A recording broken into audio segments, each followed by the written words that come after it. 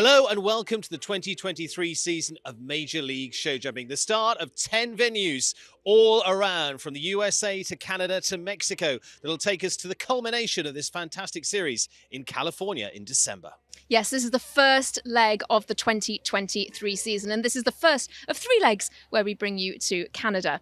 This week we're on the West Coast in the city of Vancouver. More specifically, we're at the Thunderbird Show Park, celebrating its 50th anniversary this year, a golden venue that's had some major winners over the years and more to come as part of this venue's terrific history this week.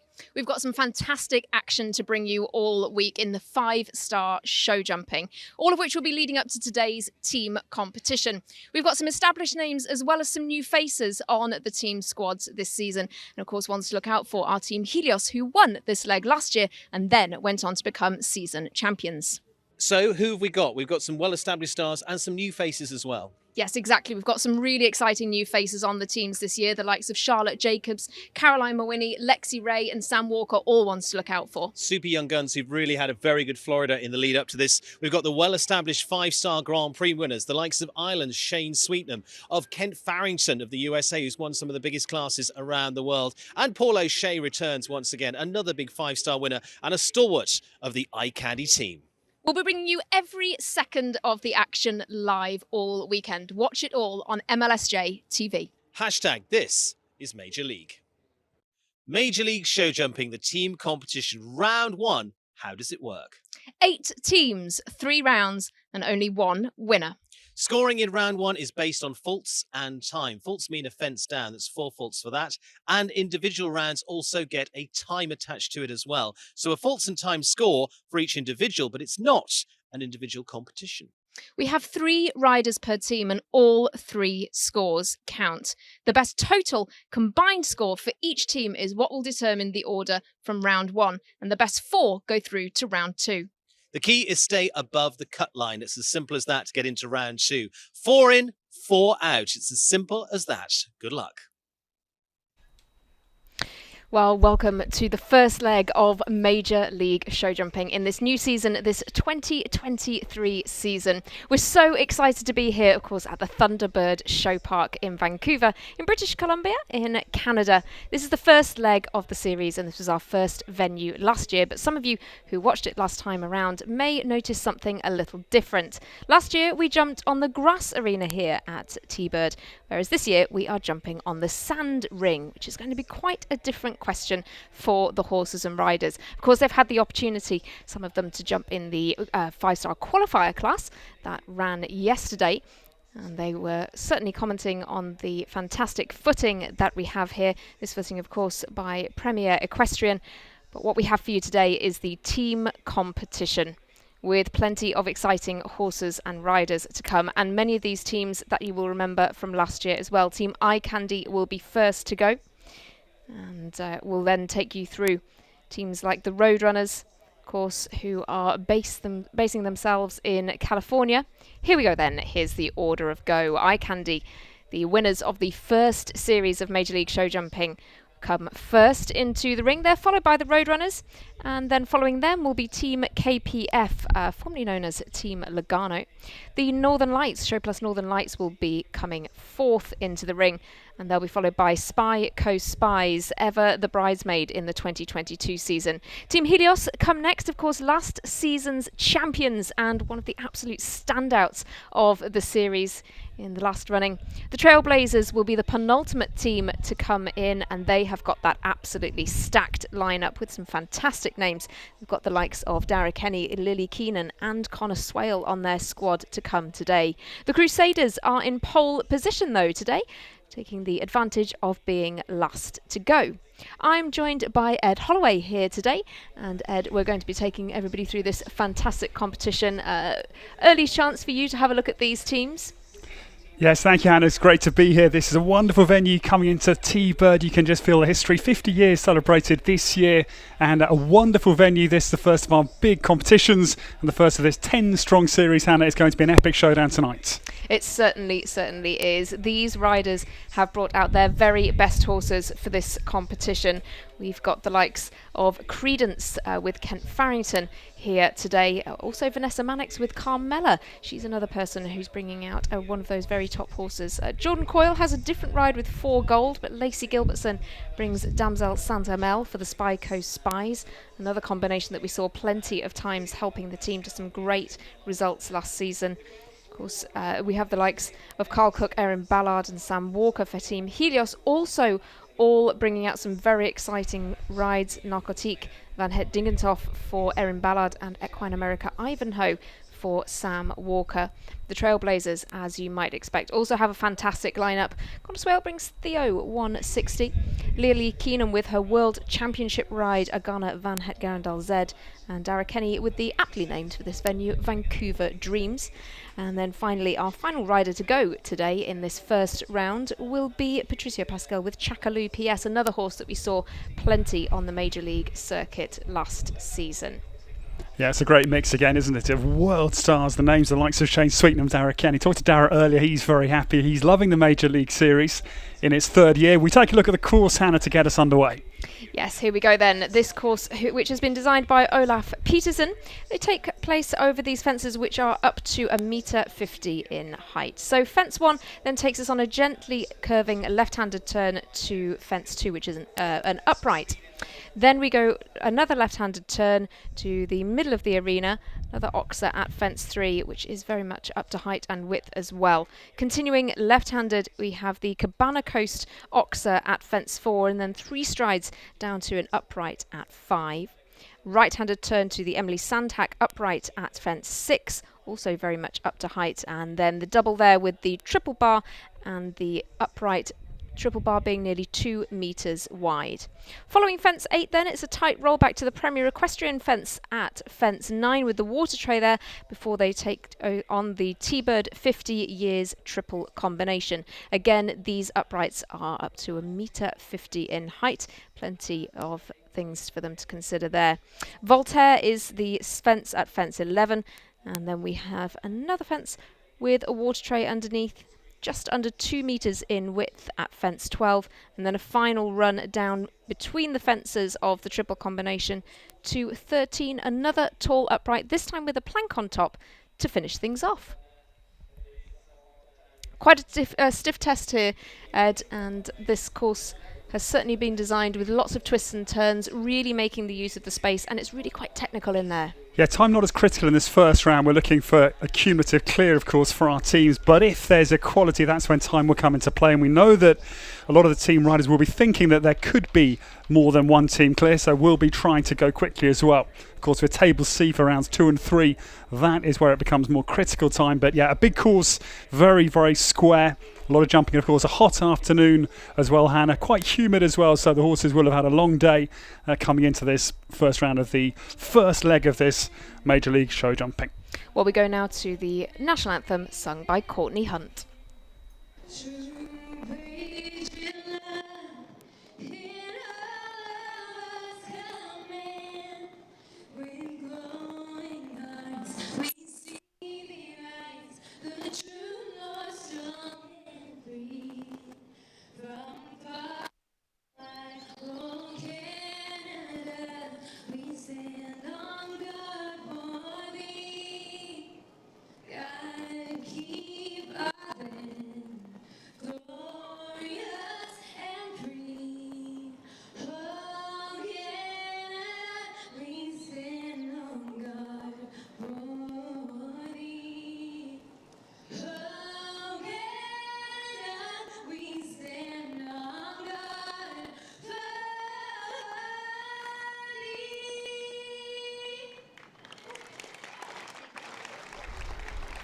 Beautifully sung there, the national anthem by Courtney Hunt to kick things off before we get all of the action underway with Team Eye Candy coming in first. Certainly a very impressive team. This afternoon, they are going to field Jessica Mendoza, Caroline Mawhinney and Amy Miller. And they were one of the teams certainly to look out for last season. They were extremely competitive once again following their win in the first running of this series.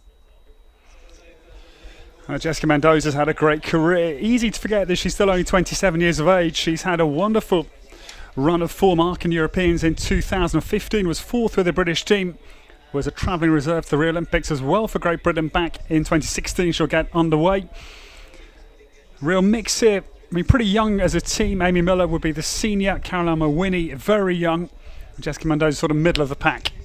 So as you can see there on the right hand side, we've got the standings there and the cut line. That's what's really crucial in this competition.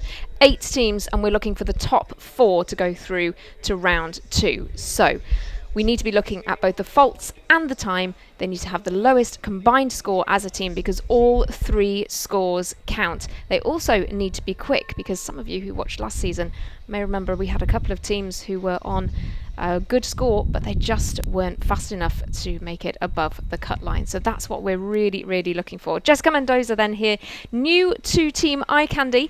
She was involved in the team competition back in 2021, but she is new to the team for this year, as is Caroline Mawhinney. Amy Miller is the rider, though, who's really the anchor of the team today. Yeah, the start's important here because there's quite a nice flow between the first few fences. That's actually a part of the course, even though it's early, they could put down some, some quick, tight turns and get a good gallop going. Yeah, plenty of places to save time by being economical on their lines. And a couple of places where they can either opt to take a wider turn, adding strides, or whether they take the tighter lines and, of course, saving valuable fractions of seconds. Jessica's sort of in third gear, isn't she? She's not going flat out. She wants a clear round, but also she's got her eye half on the clock, I'd say, Hannah. Time allowed here is 80 seconds. Team Eye Candy, of course, managed by Erica Hatfield, a fantastic supporter of this team series. And I sort of think that Jessica Mendoza's team Trailblazers doing just what she would be required. Like, it's clear, but it's not slow either. Well, fantastically done. What a way to kick things off in this competition. Jessica Mendoza securing that first clear, as you say, exactly what would have been wanted, exactly what the team need to get things off to a good start. And the time, we didn't think that she looked like she was really pushing for the time, but actually her lines were economical, and so 75.26 on the clock is an excellent time. She also knows that she's got to be as quick as she dare in order to make sure that the team are not in danger of dropping below the cut line. Team Eye Candy actually as well were very consistent last year. They were in the top 4 on many, many occasions. Several podium finishes for them as well. But Caroline Mawhinney now with Baccara d'Archambault, this former rider of Emily Moffat. Yeah, and this is the Eye Candy team's young gun at just 17 years of age. What a big occasion. Caroline Mawhinney, she started jumping just in 2018. She's based along with Jessica Mendoza at the Triple M Farms in Wellington. And she won the Hermes Under-25 semi-final Grand Prix at Wellington. It's a serious talent. Caroline did so fantastically well in the young rider classes as well, being very successful in the North American Youth Championships. She was jumping in the juniors there. Got team gold and individual silver. That was with her horse Stella La Vista, but Baccara d'Archambault, certainly one that you would remember from its 5-star career with Emily for Great Britain. This year so far they're just under 50% of the time clear, but so fantastic to have such exciting young talent on the squads this year as well. Yeah, incredible. And this mare, she's just 1 year younger than Caroline at 16, so an old mare, great campaigner.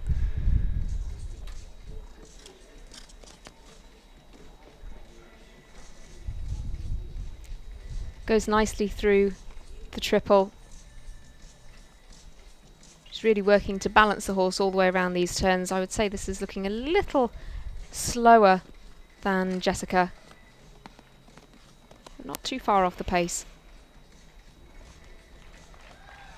Well, another fantastic round there. Again, exactly what Team Eye Candy would want. You can see some of their team members. Jacqueline Steffens there watching on as Caroline Mawhinney secures the second clear for the team. But remember, all 3 scores count. So It's not just down to those 2 clears, we've got to have a third excellent round as well, but what a person to leave it down to, Amy Miller. Yeah, Team Eye Candy off to the perfect start, a couple of seconds down on Jessica Mendoza's Caroline Malwini, but yeah, 2 clears in the bag. And Amy Miller will come in to try and anchor a stunning trailblazing performance from Eye Candy. Rio Olympian, 46 years of age.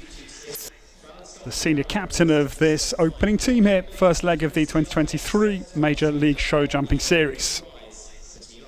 Yeah, Amy was a real stalwart of the team last season. She jumped 7 clear rounds for Team Eye Candy, which gave her a 78% clear round rate for the team. Out of those 7 clears, 5 of the clear rounds that she jumped were on sand. And she rode this horse, Cristiano, on every team appearance that she made in 2022. And of course, this is the one that she chooses again for this opening leg. Amy Miller's already set off at quite a high tempo. She takes a tight enough line as well as the high speed into the Oxer at 3. Down then to this fairly big related distance down between 4 and 5 Cabana Coast to T-Bird Vertical.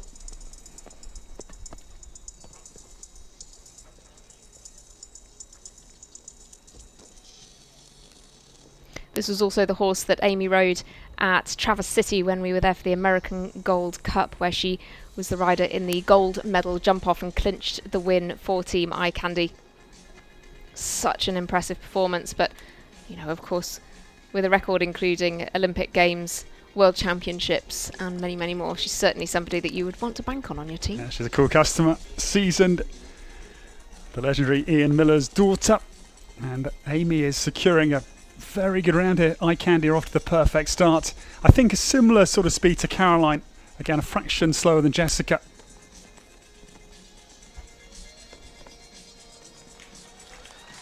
Well, a third clear round now for Team Eye Candy. It could not have been a better start for them. So impressive. And the fastest time of the team goes to Amy Miller. I should think they would be absolutely thrilled with their time there, because I can't see anywhere that the team could really have shaved much more time off. No, absolutely deceived by the time. The speed was quicker than we'd anticipated, and it's the quickest round, as we say. Hannah, brilliant from Amy Miller, and we are off to a very fast start here at T-Bird.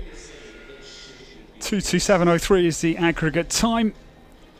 Now, are you thinking the course is straightforward, or is it just the quality of Eye Candy? That's the obvious question early doors. Yeah, absolutely. I mean, the course has certainly got plenty of challenges there, and I really think Olaf Peterson has set a really stiff task. So it's quite interesting that we've had those early 3 clears, but Team Eye Candy really pulling it out of the bag. It's also interesting that Helios were the winners of the first leg here last season, and then they went on to win the overall season championship. So you do wonder if a win today could give these teams confidence and could really set the precedent for the rest of the season. So the second team we welcome, Roadrunners, will be kicked off by Caitlin Campbell, 31-year-old world number 287, based at the SWS Training and Sales, which is down in Southern California at Temecula, down near San Diego. Yeah, the Roadrunners, the team that we remember from California.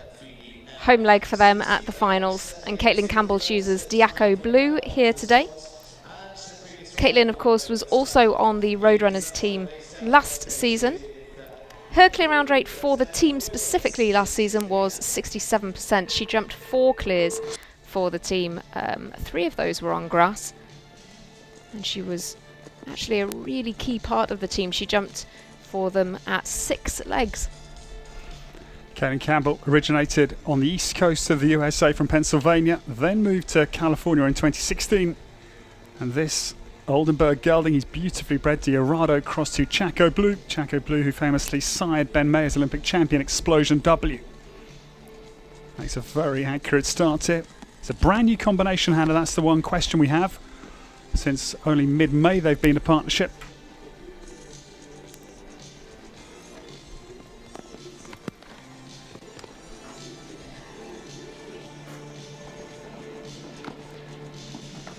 This horse is giving these jumps a lot of air room, a lot of breathing space.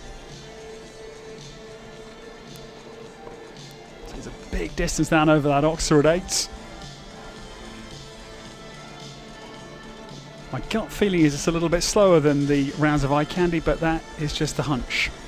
Yeah, I think she's taking a couple of wider lines here, just being very careful. I mean, the Roadrunners had 3 top 4 finishers last season, and they've certainly got a very stacked lineup this year with the likes of McLean Ward and Daniel Coyle.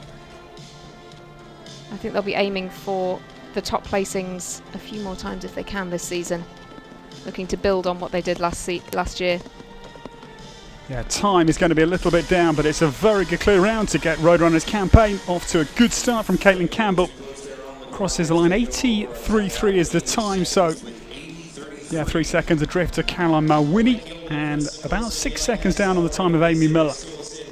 Yeah, a little bit slower, and in fact, so much so that she picks up 1 time penalty as well. So it's going to be 1 for Caitlin Campbell.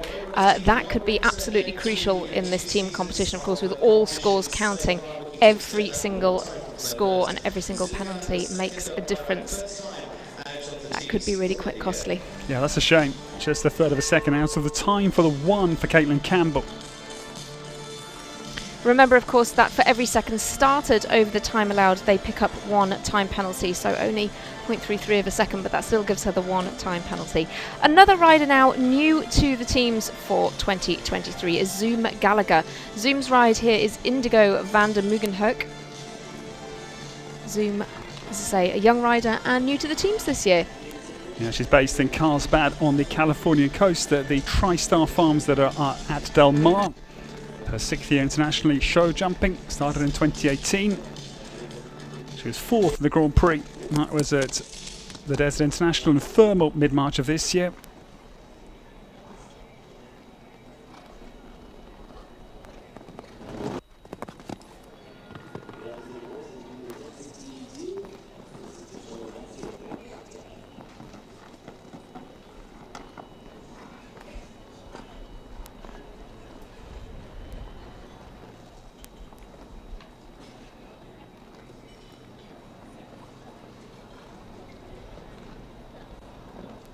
Very nicely over that Premier Equestrian fence and takes a slight angle just to make sure that she's got the most economical line now down to the triple.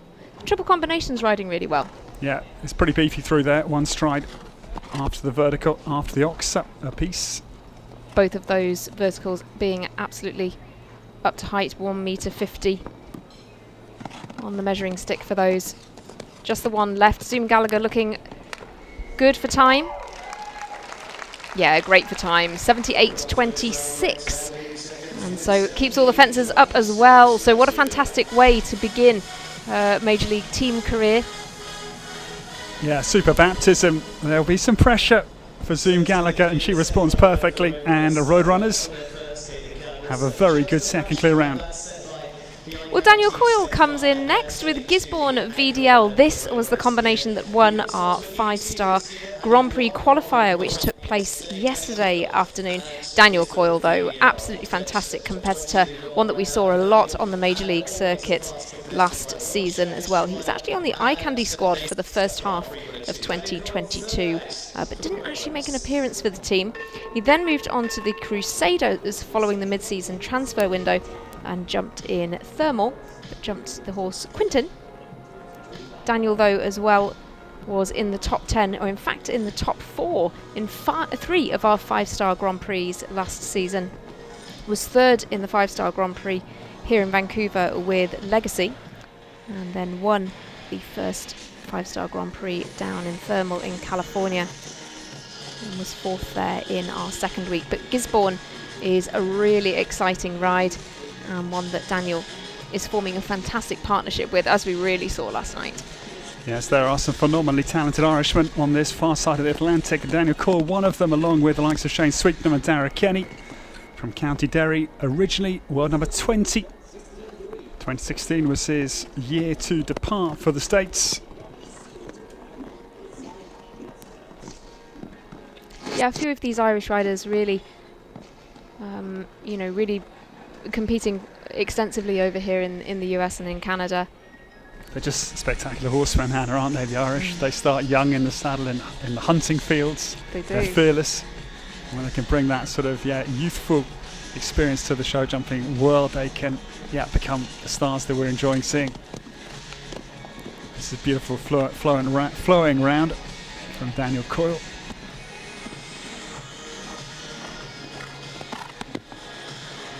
Daniel's brother Jordan, of course, was the winner of the 5-star Grand Prix here last year as well. And he rides on the Spyco Spies soon to come. But another great round here, this time for Daniel Coyle. He is laying it down for the Roadrunners, his new team for 2023. 74.39 is another great time.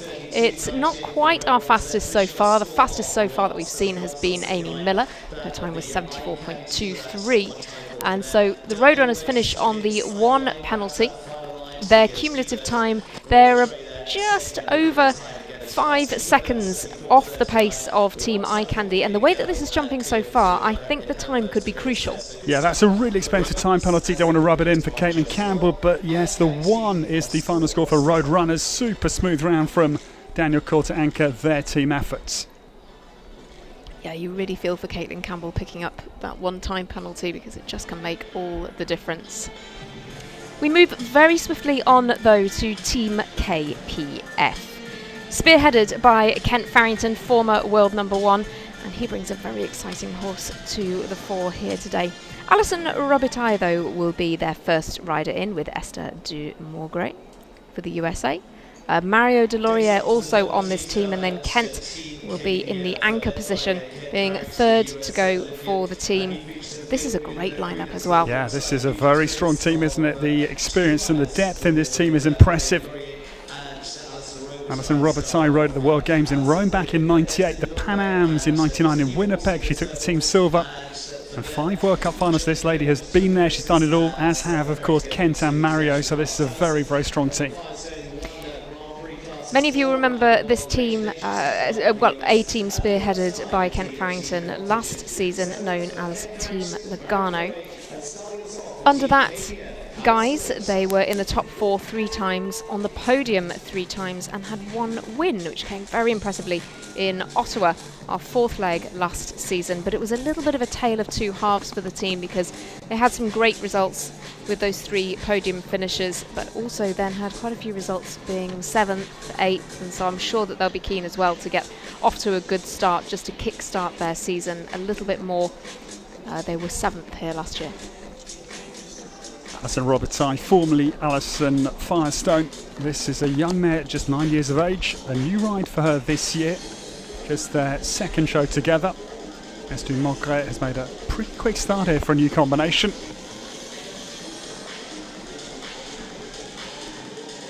Yeah, and it's lovely to see some of these really established names alongside the younger riders. It gives them such great experience.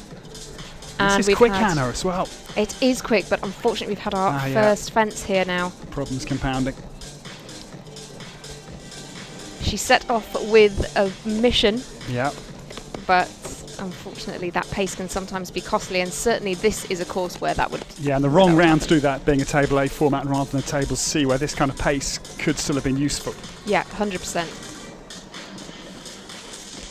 And remember, with all 3 scores counting, 2 down now for Alison Robitaille. Could be tricky for the team to get into the top 4, but it's not all decided yet. We've still got plenty more teams to come. So it's 2 down then for Alison, with Esther du Morgray at 71.44. I mean, look at that time. It's absolutely outstanding. Yeah, it was a brave gambit, wasn't it, on a new ride and a 9-year-old mare. She came out really out of the blocks with real gusto, but yeah, 2 fences down, sadly, for the Trailblazer.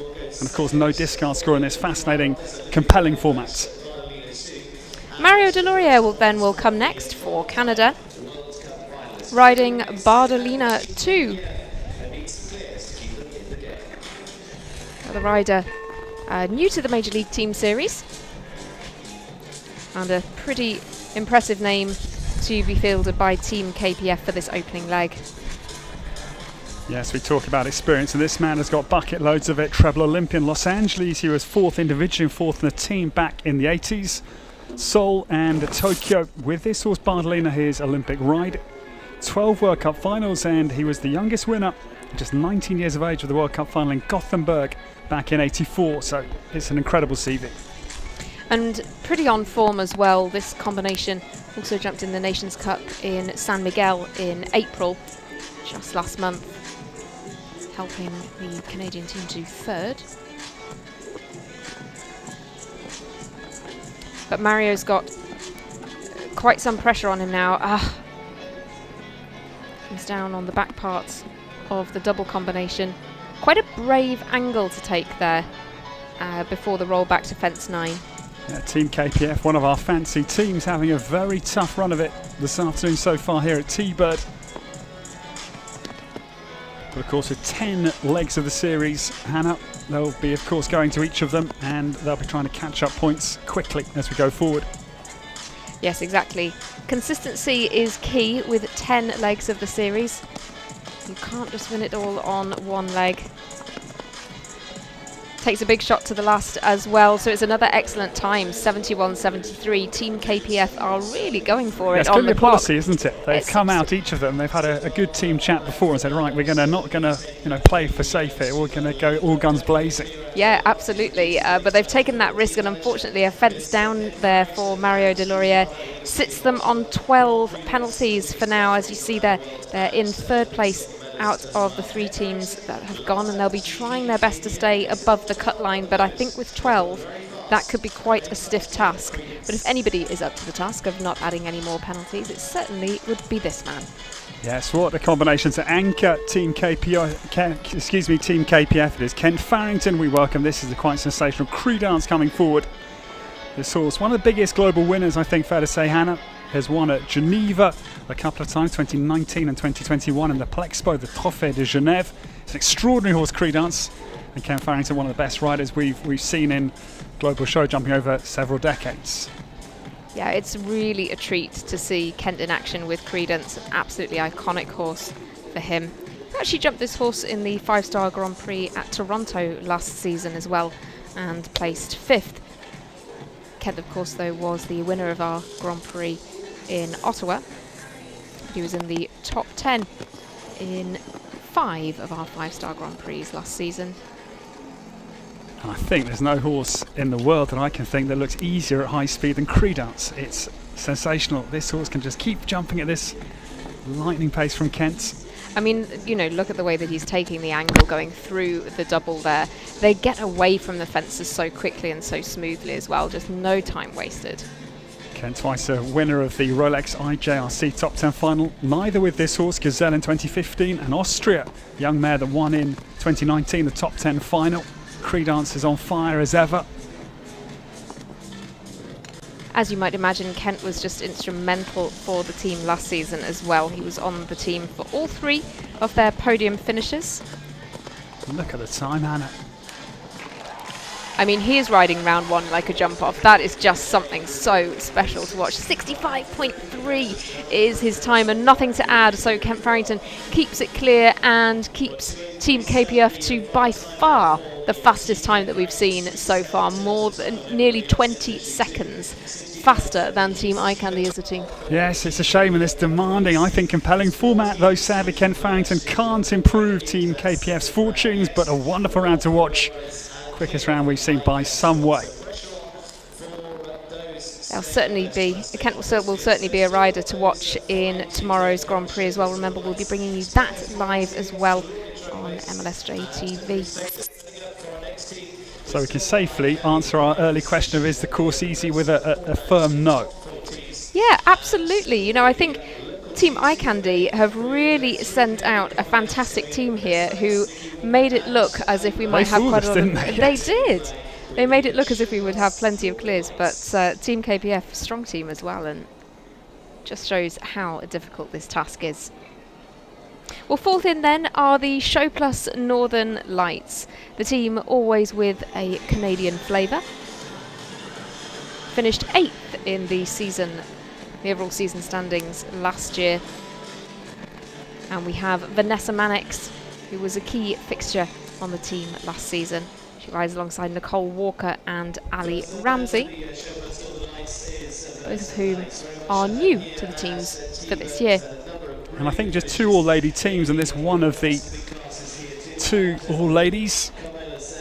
And yes, Vanessa Mannix will get Show Plus Northern Lights underway from Calgary in the Equestrian family out into the heart of Canada. Nations Cup member for Canada. Her father Frederick is a Canadian Polo Hall of Famer. Both her brothers are professional polo players as well. Yeah, Vanessa rode 5 rounds for the team last year. Show Plus Northern Lights were ones with quite an interesting story actually last season. They found themselves just below the cut line in 5th, I believe 3 times, but finished on the same penalties as those above the cut line, but they just weren't quick enough. Carmela Zed, a relatively new ride for her, but certainly one that has been going really well. Yeah, they started just together in August of last year. They did have a couple of starts at the Major League competitions last year as well. They've had 1 win this year to date at Thermal. That was a 3-star 140 win in early March.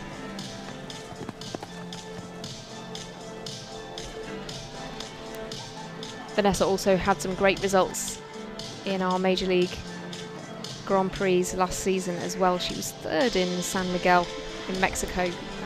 Those performances coming with her horse Kingston. It's a very tight line out over that Premier Equestrian vertical right on the left flank of the water tray.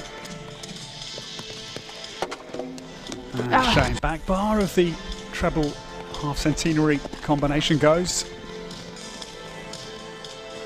Yeah, she just came down a little early on that fence, I think anticipating the upright to come. Just an easy run down to that final fence then. The time's good, it's 75.44, not the fastest, but certainly not the slowest either, but just the 1 fence down for Vanessa Mannix of the Show Plus Northern Lights. It's going to be 4 for her in this Major League team competition presented by Premier Equestrian. Yes, we're having ever increasing respect for iCandy's brilliant team effort with that 1 team clear as our opening team lulled us into a full sense of ease out on the course, which is proving far from the case. Yeah, absolutely. We actually commented earlier that the triple combination was jumping quite well, but certainly, as you see there with Vanessa's round, it's not something to be taken lightly. So Nicole Walker, once again, another Canadian rider on the Show Plus Northern Lights with Atut de Trombe. Yes, another young enough rider for Northern Light at 29, Pan Am's member in 2019, and she became the Canadian national champion in 2018. Started in the saddle at 6. And this Atut de Tromble, South-Francais gelding, 13-year-old, is on course. 3rd season together. Former rider Mel Martin, the French show jumper, and Great Britain's Ashley Harrison.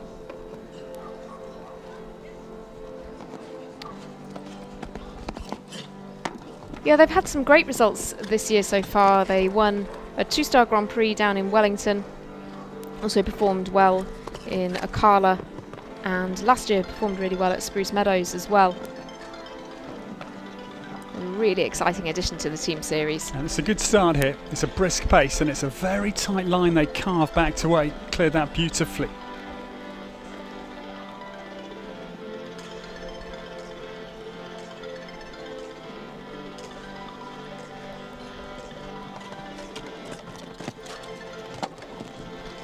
And if Northern Lights could stay on 4 penalties with the problems for KPF, of course, they'd have a very distant chance of making round 2. It is going to be so interesting to see how this plays out, because it's quite a tale of 2 halves, isn't it? You know, the clears and then the 12 as well. Well, great to see Nicole Walker performing so well on home turf. Nothing to add at all for her, and another great time. You commented that she was looking pretty quick, and 71.18 is her time. That is the fastest round, or the second fastest round that we have seen so far, Ken Farrington being the fastest. Yeah, super round, just keeps Show Plus Northern Lights in the game here. Their order is tall, but Ali Ramsey now will try and anchor.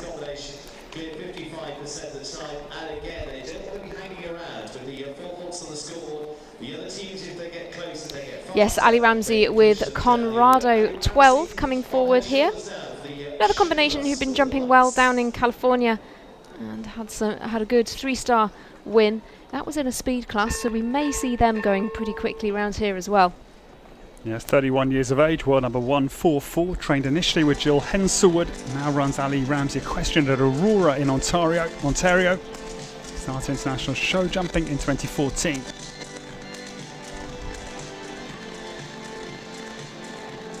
Produced this horse entirely herself, third season as a partnership. And boy, he's a jumper. Yeah, absolutely. Looking great round here. Best result that the Show Plus Northern Lights had last season came in Traverse City. They were third. On the 4, finishing on the 4 could see them in with a chance of staying in the top 4 above the cut line. Yes, Ali Ramsey still clear and keeping her eye on the clock as well. Now down to the teeth of the wind here of Olaf Peterson's course. What a huge jump. Yeah, just couldn't again make that back bar's gone again, Hannah. I think we might see a few more riders having a problem there. Yeah, 'cause she came in really well, didn't she? Strong approach, plenty of energy. She's riding this really confidently and quite boldly actually as well.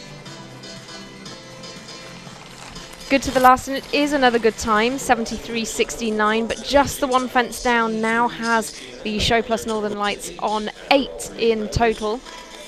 Yeah, sadly the lights may go down on the Northern Lights, I think, with that rail. They may I think indeed. it's costly. 2:20 is still a pretty good time. Second fastest team that we've had so far, but as you can see they sit in third out of the 4 teams that we've had jump so far, and as these final 4 teams come forward we'll start to see the teams drop below the cut line.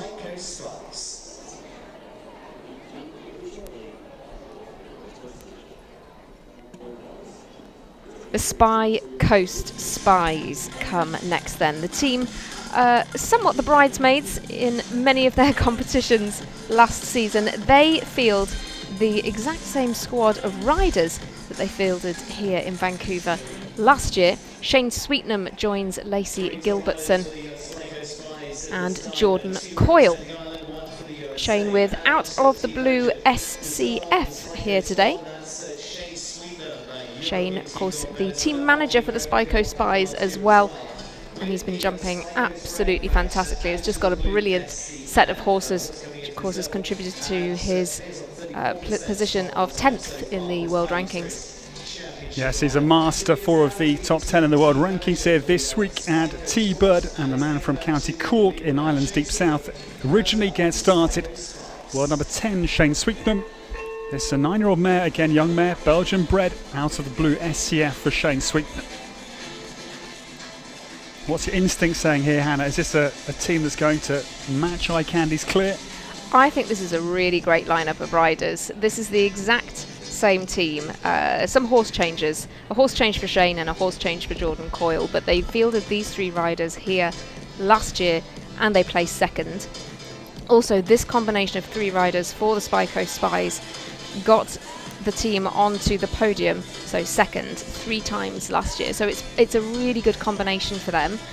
Shane leads them so well, trains Lacey Gilbertson, and Lacey has just been growing in confidence as we've seen her career progress throughout last season and since in the early part of this year, and she's just been getting some great results.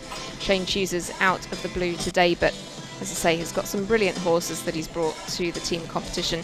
His clear round rate for the Spy Coast Spies last season was 78%. And yes, he contributed to 3 second place finishes for the team. The horse that he rode mainly for the team competition last year was Birdie Dutho, and he was in the top 10 in 4 of our 5-star Grand Prix. So some really great, statistically he's pretty strong, and actually Out of the Blue SCF is really showing the scope here over these fences. Yeah, this is masterful, isn't it, from Shane Sweetnam. This 9-year-old mare is going at a good lick here for a young horse. Down the last line here, this is going to be a quick time and an important clear round. Well, he raced a bit for the timers there, didn't he? Just to make sure that he wasn't wasting any time. But look at the height that this horse gets over these fences. Not a problem for them at all. So nothing at all to add for Shane Sweetnam. We expect it to be a masterful round. And it was clear for Spyco Spies. Really good start from Shane Sweetnam. That's a horse I haven't seen until this afternoon. Out of the blue SCF, 74.01 is very quick. And the Spyco Spies are off to the perfect start, courtesy of the world number 10. Lacey Gilbertson now then with Damsel Saint-Amel. As I say, we've seen Lacey develop over the course of last season and in the early part of this year. What I think is extremely impressive about this young lady is that in terms of numbers of clear rounds jumped, she jumped more clear rounds than any other rider for any team. She jumped 10 clears out of 13 rounds jumped for the Spyco Spies. Gives her a 77% rate, but she was on the team at for all 5 podium finishers, all second places. And she rode this horse, as well as Carlin van der Vennehoff and Byzance Mail. Of course, she had that great third place finish in the American Gold Cup last season as well. That was won by Shane Sweetnam.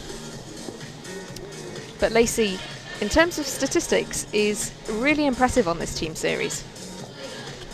Yes, she's a brilliant rider, up and coming, training with Shane Sweetnam from the Windy City in Chicago initially. Her very first Grand Prix win was back in 2019. Huge 160 she won at Tryon with Baloppi.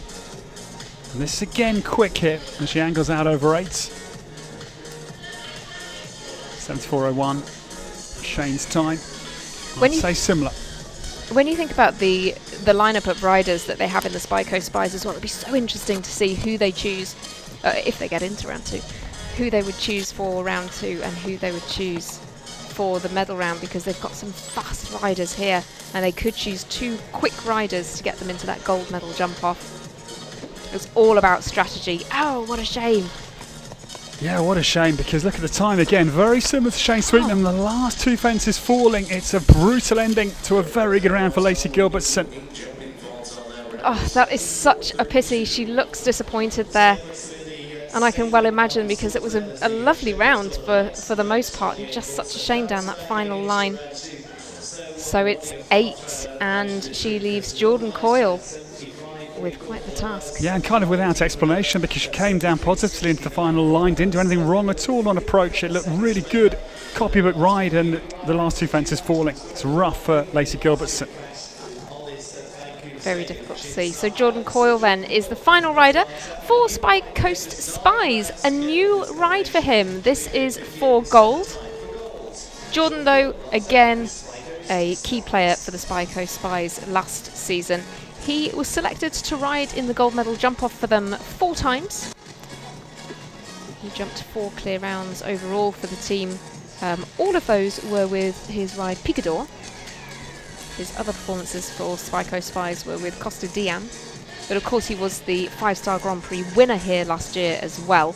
So he's got plenty of results to back up a great performance here, and you can see the speed that he's got. Yeah, this man is a big occasion performer from Eland Farm, North Salem, New York. Currently Jordan Coyle is off to a brisk start here. It's interesting to see him riding for gold as well, because this is a horse that is quite a bit smaller and more compact and quicker than a lot of the horses we tend to see Jordan riding, but they certainly seem to have built up a great partnership already. And a new partnership this year, so this is a very impressive round for Jordan Coyle. I think some head scratching for Spyco Spies, because Lacey Gilbertson's last 2 rails are a little bit unexplained, so they've had a bit of bad luck, I would say, this afternoon. You can see some strategy coming into play here as well, because Jordan is going for it on the time. I think he's got in mind that a fast 8 could see them be in with a chance of staying above the cut line, and it certainly would keep them above the cut line for now. Yes. And potentially above the Northern Lights, but let's see. So it is clear for Jordan, and 69.94 on the clock. That was a race around Olaf Peterson's course. Fantastically done from Jordan. Great to see this horse going well for him. Yeah, as well. New partnership, and that was really impressive. Very quick again. Kent Farrington the quickest so far with Creedars, no big surprises. But that was another chestnut in flying form to anchor the Spyco Spies in great style. That was extremely smartly done as well, because Jordan, in getting such a fast time, has pushed the Spyco Spies ahead of the Show Plus Northern Lights by just over 2 seconds. And that's not a very big margin when you think that it's over 3 riders. So to keep them in 3rd place, the Northern Lights drop into 4th, and Team KPF are below the cut line already. Yeah, poor KPF. And still, our respect for iCandy's Clear is going upwards, and we're realising this course is far from easy. They were just dazzlingly good. So last season's winners, arguably one of the teams that everybody will be looking at today, is Team Helios. They field Carl Cook, Erin Ballard and Sam Walker. This is an impressive lineup as well. Some changes to the Helios squad, some big names that we had on the team last season not here. Of course, this team managed by Ashley Bond. No doubt we'll be seeing her in plenty of the legs to come. But Carl Cook was the rider who won the final for them. A fantastic performance with Kalinka down in Thermal in that gold medal jump off. This horse is Etundel de Marossi, another relatively new one. Yeah, it's their second show only together. It's another 9-year-old Self-Francais gelding for Carl Cook. This team, a real hybrid team of experience, and then this youthful, brilliant Sam Walker we'll see later. He's a low handicap golfer as well, and a real prospect, Sam, for Canadian teams. He's already been on the Nations Cup teams. Carl Cook will get Helios, last year's champions, off to their starts. Helios, of course, we know that they were the winners of the last season. They were in the top 4 7 times last year. They were on the podium 6 times, and they won 6 times. So every time they were on the podium, they were the winners. They won this leg last year, and that really set the scene for the story of their season last year. Carl was on the squad for the whole season. He jumped 80% of the time clear rounds, and in the other and he jumped 10, so he jumped 8 clears out of 10 rounds, and in the other 2 only dropped 1 pole. Yeah, brilliant form from this man, based out of Pomponio Ranch, San Gregorio near San Diego, again in Southern California. Great start for Etundel de Marossi and Carl Cook. Team Helios often talk about their fantastic team spirit, that they all gel together, and a fantastic relationship that they all have. Oh, that is really not what we would have expected. No, I think only the second time that water trays vertical's gone up at the top of the stadium. And we have another fence now for Carl Cook. Coming into the triple combination, just gets a back foot on the rail of that upright. He's just struggling to make the turn here a little bit. Now down this final line. Good to the last. 77.73 is also not particularly quick, and it's 2 fences down for Carl Cook, the man that clinched them the title last season. Yes, the defending champions off to a rocky start. Sadly, promising start from Carl Cook. 2 down, and I think that Olaf Peterson would have been sitting a little bit nervously with iCandy on the course, thinking maybe he set the course too easy. Now I think he's sitting there enjoying a gin and tonic, thinking I've done a very good job. He might well be doing just that, but we have 8 on the board for Team Helios, Erin Ballard and Sam Walker. If they're going to keep Helios above the cut line, they both have to jump clear. There is no other option for them here. With 3 scores counting, Erin and Sam absolutely have to go clear.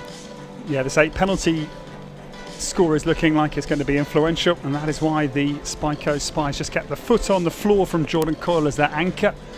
Could prove decisive maybe in their qualification chances. Erin Ballard then was on Team Lugano last season. Her clear round rate for them was 50%, and she contributed to 2 of their podium finishes. She's a really strong contender for the team. Poached, if you like, from Team Lugano by Ashley Bond. She also finished in the top 10 in 2 of our 5-star Grand Prix, those coming in Toronto and Ottawa. This pair again, new enough combination, started in July of last year with Narcotic, Van Het Dingenshoff, Erin Ballard. World Games in Tryon with her Great Darko's Promise was her team debut for the Canadian team at championship level. Nations Cup regular. It's a very good round here. I think fast as well as we look to the times to try and split up these 8 penalties that are tied. It is quick. Yeah, this is a horse that has a great natural foot speed. I think Erin is not necessarily pushing too much, it's just very naturally quick. Yeah, it's going to be second or third quickest, I think, here, Hannah. 68.99 is the time, so it looks like that is indeed our fastest time so far. Thinking Kent was quicker. Kent may have been a fraction quicker. Yes, Kent Farrington 65.3, so definitely our second fastest. Erin knows exactly what she had to do. She had to be quick, she had to add nothing, and that's exactly what she did. So, here we go then, the final rider for Team Helios. It's Sam Walker, Canada's very own, with Equine America Ivanhoe. Yeah, this very serious young man, he was in the gym this morning doing some weights, and I thought, this is a man on a mission. He's 21 years of age. He's a low handicap golfer. Oh, that was you getting off the treadmill there, Hannah. Yeah, I think you were finishing as I was entering. Sam won the Show Plus Northern Lights last year and very excited about this new ride. Was on the Northern Lights for the first half of the season. He is 16th in the under 25 FEI jumping rankings as well. That shows you his consistency, and he's got some really great rides that he's been getting the miles on the clock with. Yeah, Sam from an equestrian dynasty. His mum and dad, Scott and Dee Walker, were professional show jumpers. This is a new ride for him this year. Equine America's Ivanhoe GPH is off to a very good start here, and he looks fairly unafraid. He's going at a good pace here, Hannah. So Sam Walker has to jump clear, and he has to beat 74 seconds in order to keep Team Helios above the cut line. That's what he's got to do. I think he's doing it. It's a good turn he makes back to 9. No, it goes again. That is not what Team Helios would have wanted, and that's the fence that's caused them some problems. So Sam Walker drops Helios on to 12, and they're below the cut line. They will not go through to the second round. That's a shock. Yes, the defending champions into hot water here. First leg of the Major League Show Jumping Series for this year. He's just a little off the pace actually as well, 75.53, but I'm sure that we will see Team Helios back. I'm sure we'll see Sam Walker back on their squad as well, but one fence down gives him the 4, and Helios finish on 12. And with their cumulative time as well, they are in 6th place of our 8 teams. Not what we would have expected at all. Reigning champions, as you say, and the winners of last year's Vancouver leg not having the day that they wanted. Still only one team finishing on a clean sheet as well. Yes, and with 2 teams to come, that does mean that both of the Trelawney Trailblazers and the Crusaders know that they can have one down between the 3 of them and still qualify. A clear and a 1 are our best scores, so 4 penalties for either team would get them through to the second round. So the Trailblazers come in next. Dara Kenny, their first rider. He will be followed by Lily Keenan and Connor Swale. We were talking earlier and we were saying, if you were a gambling sort of person, this is a team that you really would have an eye on. The Trelawney Trailblazers have got an incredible lineup. Alongside these 3 competitors, their squad also includes Daniel Blumen, Niall Nassar and Kyle King. Extremely strong lineup. Dara Kenny first with Vancouver Dreams, very appropriately named. Yeah, it's a super horse as well, former rider Max Kuna. And this is a similarly composed team to Spy Coast Spies, with 2 Irish aces and an American lady who's fastly becoming one of the best in the world. Lily Keenan will be the mid-rider. Dara Kenny, Tokyo Olympian and world number 28, but he's been in the top 10. He's one of the best in the business. We'll get our penultimate team underway. Dara Kenny and Lily Keenan, a great combination for the Trailblazers. They joined the team in the second half of the season during that mid-season transfer window last year, when the Trailblazers added 4 new riders to their squad, one of the teams that made the most changes at the midway point last year. Every time both Dara and Lily jumped on the team last year, they were in the top 4. So this is a crucial combination. Yeah, and it's a very good new combination. They've had 3 wins this year already. They won the big 4-star Grand Prix at Wellington in late March. Dara Kenny's off to a great start here. The combination of riders as well. Connor Swale helped Eye Candy last year to 5 top 4 finishes. So this is just such a combination of talent. And Dara is a rider who's just known for these really economical lines. So the smooth turns, he just wastes no time at all. He's had a look at these other rounds. He's had the advantage of going late in the class, had the opportunity to see what's going on. This horse produced by Max Kuhner, who's a very fast Austrian jockey based in Munich, and Dara Kenny, not quite as quick here as Ken Farrington, but is going to be maybe the second quickest clear round here. Yeah, fantastically done. He's certainly not far off that pace as well. We'll just confirm his time for you as soon as we have it. But with Vancouver Dreams, Dara Kenny adds to his great record. He was 75% of the time clear in 2022 for the Trailblazers in just a few appearances. So consistent. Yeah, and a great trailblazing role in that fence that they have in hand, Hannah. He'll pass on to either Lily Keenan or Connor Swale. So it's a useful start from Dara Kenny. So there we have it. It certainly is a very fast time, 68.98 seconds. Dara Kenny shows us how it's done. Lily Keenan now then with her World Championship ride, Agana Van Hetgerendel Z. Such a talented young lady, of course, winner of our 5-star Grand Prix down in Monterey. That came with Queensland E, and she was also fantastic for the team. She jumped clear for them 50% of the time. So 3 clear rounds for her. Those coming with 1 with Kado Minka and 2 with this horse, Agana. Yes, and that Major League Grand Prix win was Lily Keenan's first 5-star Grand Prix win, surprisingly.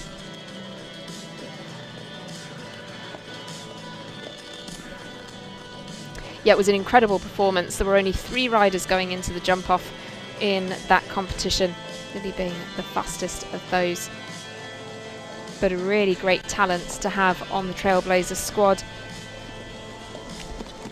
Lily Keenan, a New Yorker initially. She now spends her time between Wellington and Europe. And Agana gets underway, trying to back up the great clear round of Dara Kenny. Lily sits 35th in the Longines World Rankings as well. Of course, also was the winner of the World Cup in Las Vegas last year.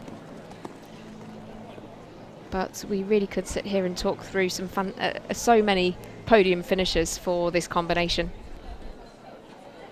But they're looking like getting the job well done here, Hannah. Still clear down to this influential treble.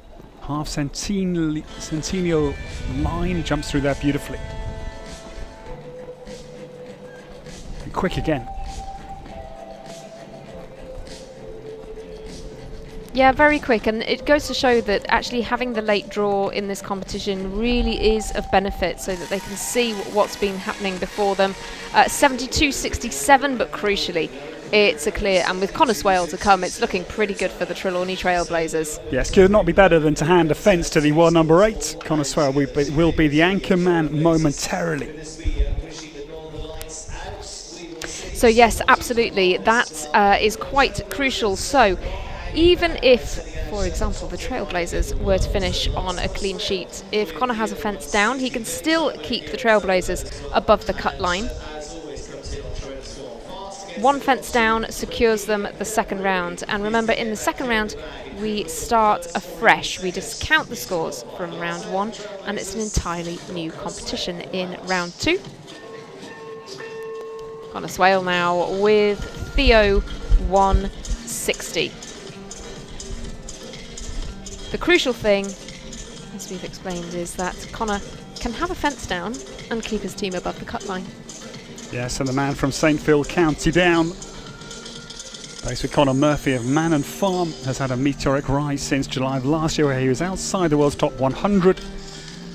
Has been up in the world's top 10 now for the last half year or so. Theo is on course for Connorswell, luxurious position, and I don't think this man is going to need that fence down. Ultra consistent. Yeah, he was part of Team Eye Candy last year and jumped 8 clears for the team. Gave him an 80% clear round rate. 4 of those came on sand, 4 came on grass. 5 of his 8 clears were with Theo. The other 3 were with Gamble. And Connorswell's been a major winner as well. He won the Rolex Grand Prix at Spruce Meadows back in 2016 here in Canada. He's also in the top 10 4 times in our 5-star Grand Prix on the Major League circuit last season. He was on the podium 3 times out of those. And he's had an electric start to his season as well. He's won 11 international competitions this year alone. And Theo getting the job done here. Just jumped one of these 2 fences clear. And he just keeps cool under pressure because Theo was just fighting a little bit down that line. But he just works with his horses so well and gets another clear. So we're now 2 teams finishing on a clean sheet. They are the 2 looking like the ones to beat, Eye Candy and the Trailblazers. But remember, we do discount the scores from round 1 when we head into round 2. It'll be very interesting to see if those are the 2 at the top of the tree in round 2. Yeah, that looked very comfortable there for the Trelawney Trailblazers. As Connorswell comes home, did not need that fence in hand, and we have our second team clear round. Well, just 1 team remains. That is the Crusaders. They came forward here in pole position. 3 riders more to come, and Charlotte Jacobs will be the first of those.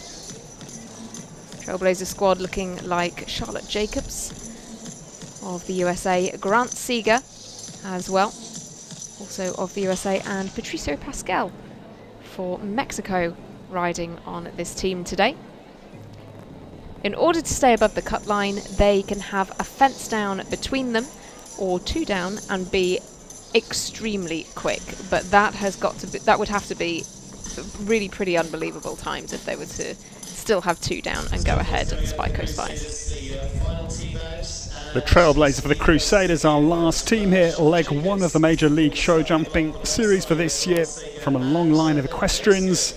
Charlotte Jacobs, 28 years of age. She studied at the University of Miami and trains with Greg Broderick. Rincula Mulchon for her will get the last team Crusaders started. Charlotte new to the Major League circuit, or new to the Major League teams for 2023. Very much a young rider to have an eye on. And interestingly, Hannah, she started competing in 2011 and then had a break of 5 years from 2015 to 2020. Was just producing horses at her family's North Star Ventures, but didn't compete for 5 years. Crusaders finished in 5th place in the overall season standings last season. They were in the top 4 5 times and 3 times on the podium. Their best result came in Toronto, where they were 2nd. The Crusaders also, interestingly, were the team who changed every single rider in the mid-season transfer window last season. 6 new faces for them for the second half of the year. On the squad for 2023 we have Callie Schott, who was on the team in the first half of the season last year, and Nicholas Pizarro, who was on the team for the second half. And this young lady already called up twice to the US senior team for the Nations Cup competitions last year, rode in Lisbon and Madrid, Portugal and Spain, and is off to a strong, punchy start here. Charlotte Jacobs out over that style, slightly narrower vertical, down this first of the combinations. Very wide triple bar into 7A and B. Yes, nearly 2 metres in width, that triple bar there. There's a little horse here, Hannah, who can turn deftly and very sharply.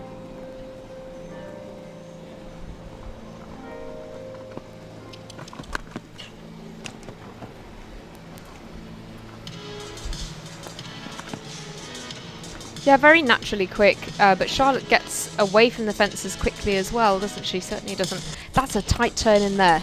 Very tightly down to this final line. I'm not sure that we've seen that very many times at all, and that has saved her vital seconds. Keeps all the fences up though, crucially as well, so nothing to add for Charlotte Jacobs with a time of 70.35. That's an excellent start for her first performance on the team series. Yeah, it was very confident for the Crusaders opening round because time not crucial really to make the cut line. They just need to have less than 8 penalties, but it was a quick round enough for their trailblazer. Obviously the tempo that Rinkula Milshorn enjoys. Great start for Crusaders. Grant Seeger next with Frida. Grant is also new to the Major League Series, but Grant with Frida, very much a combination that we saw in the individual competitions on the Major League circuit last year. Also looking for the clear to keep the Crusaders above the cut line.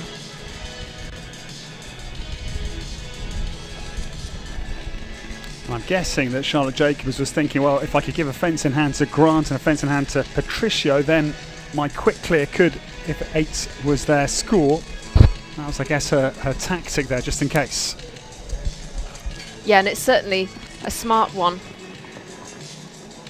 Sometimes, you know, it seems that the job of the final rider in the team is the one with the pressure, but actually in some ways the first rider out really has a lot of pressure on them as well to try to either leave a bit of leeway or to really set the tone for the team. Exactly. Because of course with all 3 scores counting here, you know, 3 fences down from the first rider would have the whole team out. I mean, that's the fascinating thing about the Major League, is it is on a knife edge, isn't it? You can be going beautifully, and we have the rider into the last line with both fences down. It can just spin off that knife edge instantaneously. Grant Seeger just working to balance Frida coming into the triple combination. Unfortunately, that slight loss of balance means we've had a fence down now, so Patricio Pascal has quite the task on his hands. Yeah. He's going to the wire, and that Oxer goes down again. I think one of the most influential fences out on Olaf Peterson's course this evening. 75.49 is the time for Grant Seeger as well, so it's not the fastest by any stretch. 1 fence down, though, is the crucial thing. Patricio Pascal must jump clear in order to keep the Crusaders ahead of the others, ahead of the cut line to keep them. That would have them in 4th place. And he's got a clear decision, hasn't he? He's either got to say, right, I'm going to jump a clear round, or if I'm going to have 4 penalties, I'm going to have to go quite quickly. So he's got to be very, very decisive here as to his strategy. But I'm guessing he's just going to think, well, I'm just going to go for a steady clear round and, you know. Yes, I would imagine. So if he has a fence down, he would need to be faster than 72 seconds, essentially, in order to go ahead of the Spy Coast Spies. But certainly a steady clear would be the smart move. So the last rider of round 1 has got the pressure squarely on his Mexican shoulders. But this man's been there, done it. Trial World Games of Babel. Horse that was homebred. Took him to the Olympics in Tokyo as well, that horse, and part of that wonderful Mexican win, Aga Khan Trophy at the Royal Dublin Horse Show back in 2018, Hannah. Yeah, Patricio is a really experienced competitor for the Mexican team. One that's been to several championships with them, and he really hugs the wings there, keeping to the right-hand side through the double combination just to make sure that he lands with the best possible position. Has to be careful here at the Premier Equestrian upright, but manages it well. He's going quickly, but he is still clear. He's playing a very good strategy here where he's still clear, but he's going quick enough that you never know if he was to have one down, maybe still quick enough. I mean, he's really got the experience, certainly in team competition as well.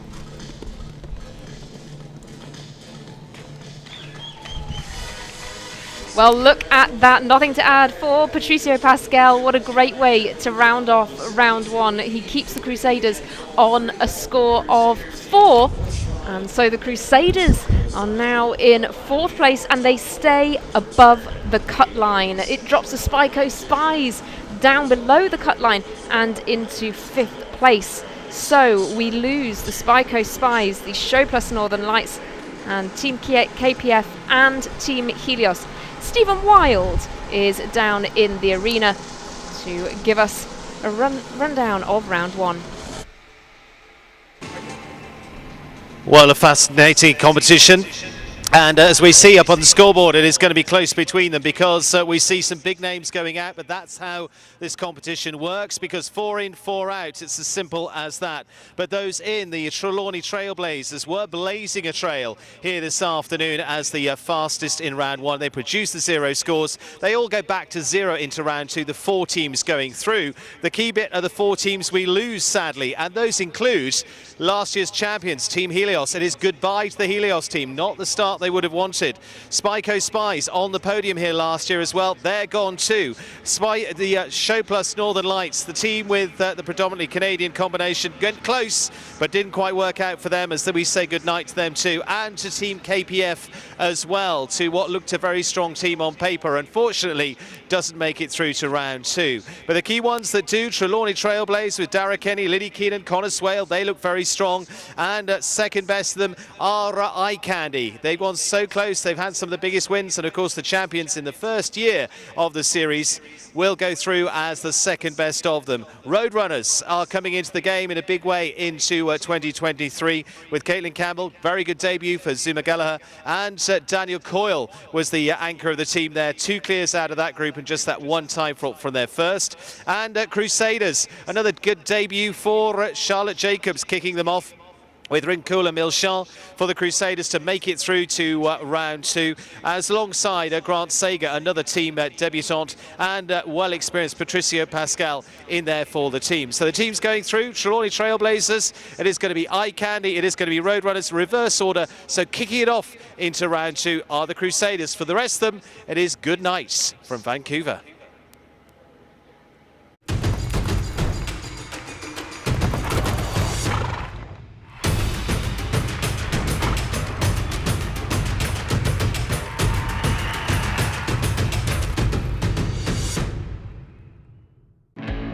Clean energy is the way forward, and we're proud to lead the way across our global operations.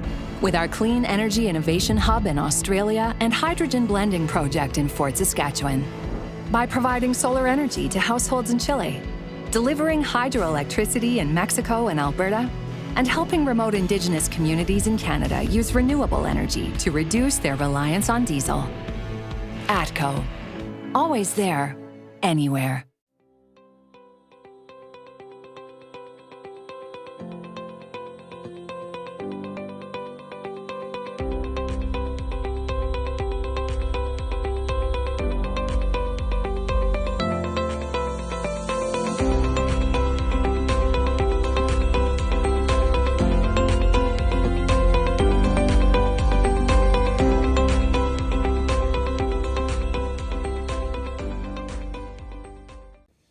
Welcome to Thunderbird and the first stage of Major League Show Jumping for 2023. Hannah's going to catch up with last year's winning team. That was Team Helios. Like many of the teams, a few new faces onto the group this year as we go and find out what's going on with the Ashley Bond managed Team Helios. Well, I'm here with Team Helios, of course, who were the winners of this first leg in Vancouver last year and then went on to be the season champions. So some new faces on the squad, of course. Sam Walker here next to me. Sam, you are, of course, Canadian, so jumping here on home turf. Very excited to be part of Team Helios? Yeah, I'm really excited to be part of Team Helios. You know, I've been doing the Major League team events since they started 2 years ago. And now, you know, the third season, I think everybody sort of knows what to expect and knows how to win them. So I'm really excited to be on the reigning champion team. So. And Erin, you're another rider who's made a bit of a switch, now fielding on this very, very impressive squad. How's it looking for you this season with the team? I think that we have big goals. I think that this year I have the right horses for the team competition, and I think you'll find that people are buying horses specifically for this. The conversation, are you jumping a team this week? No, I don't have the right horse. So people are now starting to make sure they have the right horse. There's so much at stake. There's so much competition at stake that you don't want to be just an entry anymore. That's so interesting, isn't it? Because, Carl, you yourself last year had quite a few top placings in some of the Grand Prix, but would you say that the team this year is one of your main focuses? Oh, sure. It definitely is, because, I think it's fun to compete as a team. And, as Sam said, we have a really good team that, we get along well like we did last year, and we all want to win on our own. There's not like one person at the top that's like dictating things like there is at some of the teams. We're all kind of here together, just like we were last year. And I think that recipe, it worked last year, and I think it'll work this year. And something that you all spoke about last year as well was the team spirit, the way that you all mesh together, you all take each other's opinions, work together in terms of the strategies. That's something that we'll see again this year. Oh, yeah. We're still doing that. We're doing it all the same as we did last year. We have a new group chat that, we formed that we loved from last year and we do this year. And, I think if it's not broke, don't try and fix it. So we're doing the same thing as last year. Well, best of luck and thanks so much for speaking to us. Thank you. Thank you. Thank you. For 100 years, Odlum Brown has helped our clients achieve their financial goals. Coincidentally, this year also marks Thunderbird's 50th anniversary, and we would like to congratulate them on this monumental achievement. Over the last century, we have forged ahead through the Great Depression, World War II, the Great Financial Crisis, a global pandemic, and more. Along the way, we've adapted, evolved, and established our firm as a stable and trustworthy partner. Our 100th anniversary is a wonderful opportunity to celebrate the clients, team members, and communities that have made us who we are. We're thrilled to share this important milestone year with the team at Thunderbird. 100 years on, Odlum Brown's story is still being written. We look forward to future chapters of making a difference in our communities and helping our clients achieve their financial goals for generations.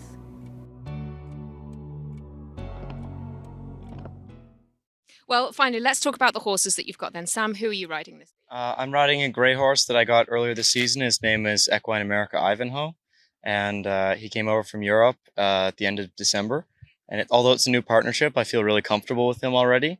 And I'm going to do my best to try and jump clear for the team. I think his biggest strength is how careful he is over both rounds. So I'm hoping to just put in solid rounds and then let our speed jurors go fast. Erin, how about you? I'm using Narcotique. She jumped in the team competition last year in Thermal, and she was a huge part of Team Lugano finishing third and getting themselves on the podium. And she's quite reliable. I've used her now twice in Nations Cup competition, so she gets it. She understands what she's there for, and she understands that she's a team horse, and she does have speed on her side.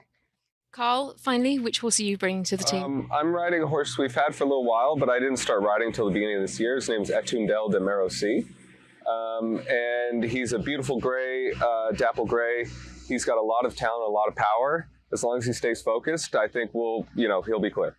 Do we have an idea of who's riding in the second round and who would be in the medal jump off yet, or are you keeping that under your hat? We haven't figured that out yet. See how it goes on the day. Yeah. Premier Equestrian is the leading provider of arena footing products in North America, featuring a full line of footing products to fit any budget. From home arenas to prestigious events like Major League Show Jumping, Premier Equestrian is the company to rely on. Horse owners, trainers, and facility managers know the importance of good footing. It supports the safety and conditioning of their equine athletes. Premier Equestrian understands this too. Call us at 800-611-6109 or look us up at premierequestrian.com.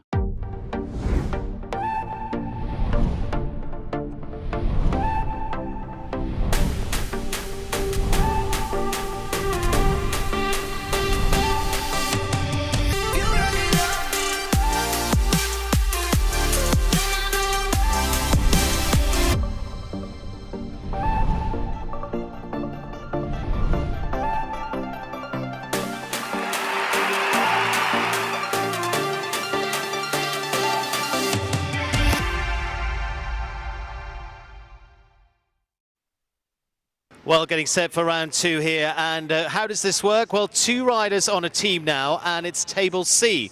So what happens is it's all about speed. Instead of faults in this round, if they have a fence down, it's 3 seconds to add. And 2 riders on each team means that 2 scores are added together. So you'll just see a time. So the fastest times are the ones we're looking for here. It's all about strategy in round 2, because you need to be the top 2 teams after round 2, because in round 3, that means you can still go for the win. If you are in 3rd or 4th position after this round, the best you can do is 3rd place. So it's all about speed in this one and getting yourself into that right position for that 3rd and final round. So the 2 riders for the teams look like this, and going in reverse order for the Crusaders, they're putting experience with a debutante, and the newbie is Charlotte Jacobs and Rincola Milchamp, but we saw how fast they went out of the starting blocks to get into that round. Patricia Pascal teams up with her, the championship rider for Mexico, with Chakaloo PS, and then to the Eye Candy team. Well, in fact, we're going to go to Roadrunners before that, and Zuma Gallagher is going to be starting them off with Daniel Coyle teaming up again, putting experience with a debutant onto the team. Really interesting.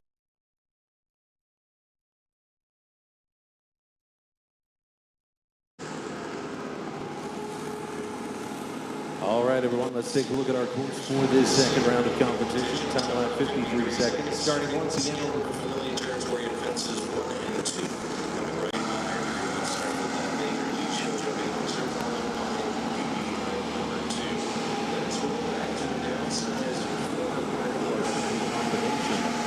We'll approach. That's going to be our 50th anniversary T-Bird Oxer, followed by the Vertical. Then it's around of fence number 11, our Voltaire design vertical, and a long rollback going from there to fence 12. Our T-Bird Oxer for the jump off. We will have no Liverpool water tray underneath that one. Proceeding from 11, they'll go to fence at number 12, and then over to 15, which is the former triple bar, which has been changed to a vertical over by our timber frame building. And then from 15, it is to the finish in the jump-off. That is going to be our 10-foot poles heading over the Emily Sandhag Oxer via VOP tents and hoping to come in under that time allowed of 53 seconds. And once again, for our jump-offs here today, scored under table C, 3 seconds added for every knockdown rather than 4 faults. We'll be getting underway with our first return shortly.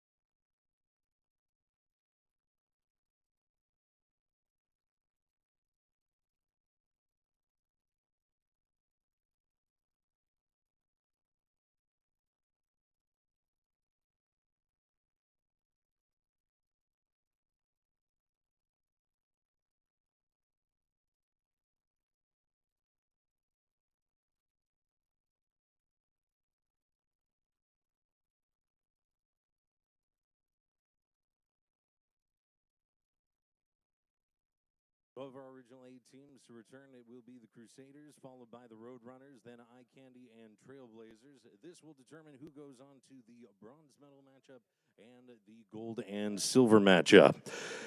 2 entries from each of the teams will be competing in this. Whoever they don't go with in this round will be their competitor for the final.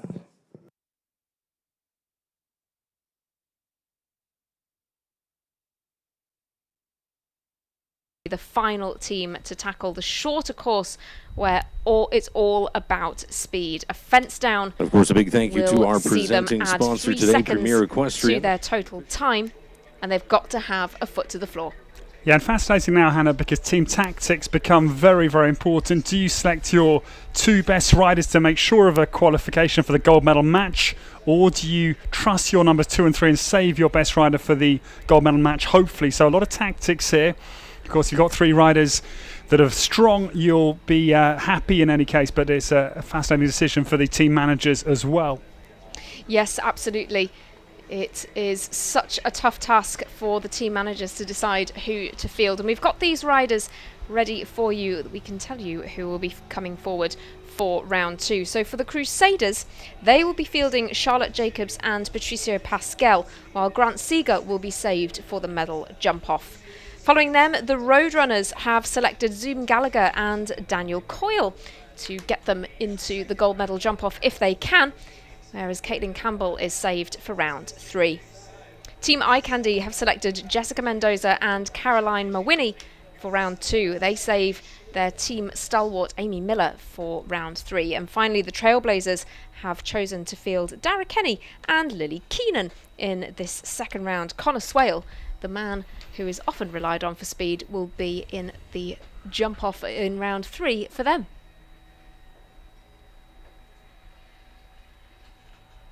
Yeah, fascinating format, as we've said. We enjoy it, and it's decisive with the 3 counting scores with no drop score for the first round. But now speed becomes an increasingly important factor, where you don't have to jump clear. We will add 3 seconds per fence down.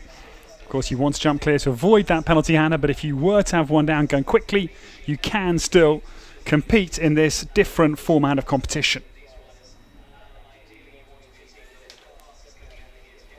Yes, so the Crusaders come back in first. Charlotte Jacobs and Patricio Pascal are the 2 riders who will be aiming to get Grant Seeger into the gold medal jump-off. So, we do of course have that shortened course here. Hopefully you caught that with us earlier on. There is a time allowed here, which is 53 seconds, but I have a feeling we might not need to have that in our considerations because they'll all be going for it on the clock. 3 seconds added for fence down, and you see there in your graphic on the right-hand side another cut line. We're looking for the top 2 teams to then battle it out for top honours, while the 3rd and 4th place teams in round 2 will battle it out for bronze. Yeah, this course is more of a traditional jump-off length of 330 metres, so 270 metres shorter than the first round, and Charlotte Jacobs will show us a way around Olaf Peterson's compressed format track.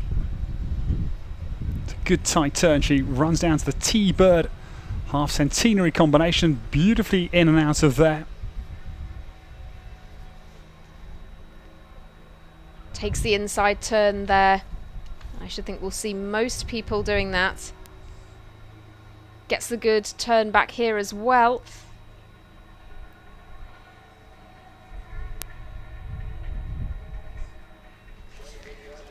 Well, there we have it. Nothing to add there. Charlotte Jacobs comes home in 35.78 seconds for the Crusaders. Yeah, the little Irish horse, so adjustable, so turnable.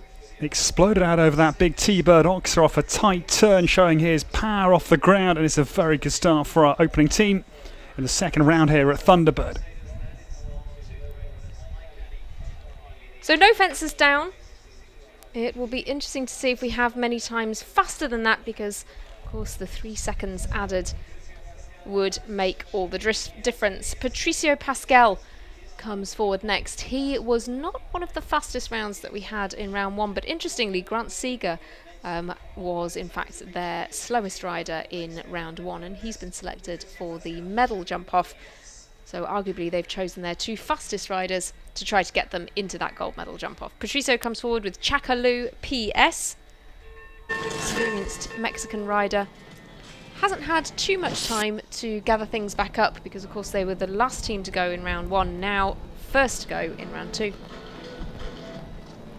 Some big championships for this man under his belt, the Olympics and Herning Worlds last year, all with Babel, his homebred chestnut. He's an amateur, he's a CEO of a group of companies in Mexico, so it's very impressive that he can compete at this level of show jumping in alongside his business interests. Good quick start here.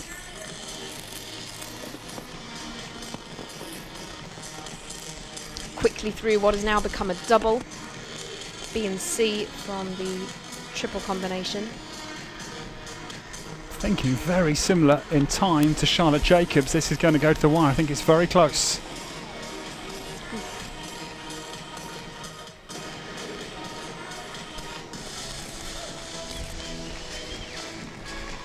Well, we'll just confirm Patricio's time for you there. 34.15 seconds, a little bit quicker than Charlotte Jacobs, and it gives them a team total time. We will just bring you of 69.78.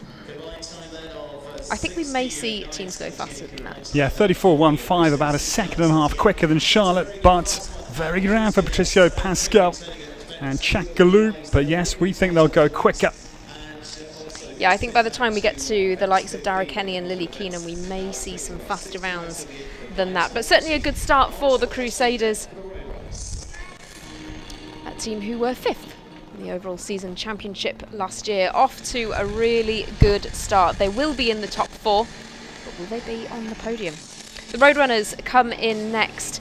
There was their lineup for round 1, but in round 2, they'll be fielding Zoom Gallagher and Daniel Coyle. Caitlin Campbell is saved for the medal jump-off. And once again, Zoom and Daniel were the 2 faster riders in round 1. Yeah, this will be exciting for this Major League rookie. Zoom Gallagher comes into the ring here at Thunderbird, British Columbia. Her first Major League competition, the lady from Carlsbad. That cumulative time, 66 seconds or so it is to beat for our second of our 4 teams. 69.93, as you say, yes, is the time that they need to beat. We will try to work out what each of these riders need to do to beat the preceding times for you. Here we go then, the Roadrunners in next. Zoom Gallagher heads to the first fence and will have a foot to the floor. Yeah, this Dutch girl, he's got a massive ground covering canter. He's eating up the terrain here as they turn down to T-Bird's combination. Wouldn't be a tight turn of this horse, Hannah, but boy, he's got some ground cover. Yeah, it's interesting, isn't it? Because this isn't necessarily the kind of arena, what a pity, the kind of arena that we would think would suit a big striding horse, but he's certainly making fairly light work of it. We have had a fence down though, so it'll be 3 to add. 40.36 the score for Zoom Gallagher. Yeah, as you rightly say, can't capitalise on his massive ground cover with the tight turns in this sand arena. Would have been more suited to last year's grass amphitheatre. 40.36 it is for Zoom Gallagher, but her debut here, Major League debut, will be a big occasion. She'll be delighted overall with her performance. Absolutely. That 40.36, remember, includes the 3 seconds that we add for the knockdown. And so that tells you a little bit of the time that she was looking at. She was still a bit off the pace of the riders for the Crusaders. Crucially, that fence down makes all the difference. So, Daniel Coyle comes forward now with Gisborne VDL. Daniel has got a very stiff task here. If he's to keep the Roadrunners ahead of the Crusaders, he needs to come home in 29.57 seconds. Yeah, he's got a scorch home, hasn't he? Yeah. It's a tall order, but this man is a brilliant jockey. Well, number 20, big target, big task ahead of him. And remember, they were the winners of the 5-star qualifier that we had last night, so they certainly got the pace. Not looking like... No, it doesn't look as though Daniel's going to give chase. Yeah, he's not looking too quick here. Maybe he's... Although that's a very tight turn into the double. Very neatly through there. Yeah, but I think calculated move from Daniel Coyle, as if to say, conceding that the time would have been just too quick to realistically attain. He's certainly really using this horse's skill though, isn't he? Because he knows that the horse can turn well and knows that the horse has got a great ground cover as well. 34.9 is actually a pretty good time, despite the fact that he wasn't really overly pushing for the pace, but the cumulative score, or the cumulative time for the Roadrunners now, is 74.36. Yes, I think a fair reflection that it's a new ride for Daniel this year. It's a new horse for him, so not wanting to risk confidence loss early in their partnership. 75.26 goes down by about 6 seconds of leading time of the Crusaders. It feels like they've left a little bit of light there between their score and that of the Crusaders. Remember, we discount the scores from round 1, so it's all about this speed round now. The Eye Candy team come next. They were first in round 1, so they've had quite some time to gather themselves back up and make their strategic choices. And they select Jessica Mendoza and Caroline Mulwiney. They were one of only 2 teams to finish on a clean sheet in round 1. Jessica, new to the team this year, and the Eye Candy team were relatively quite slow on the clock in round 1, but certainly not slow riders. They arguably also went strategic in round 1 just to get the clears. This lady won the Longines Rising Star Award back in 2015, travelling reserve for the Brits at the Rio Olympics the following year. Jessica Mendoza gets started. 007 de l'Equipe is on course for Eye Candy. We consider the first team out to have a bit of a disadvantage, not having the chance to watch any others go, but it's certainly not been the case for Eye Candy. It's a very sharp turn back to T-Bird's Yawning Ox.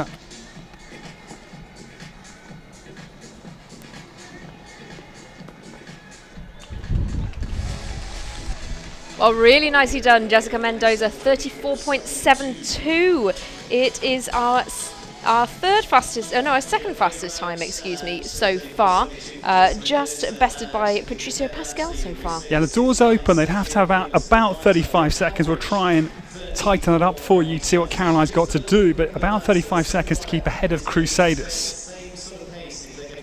Yeah, so the Eye Candy team with these new riders for the squad certainly looking very strong.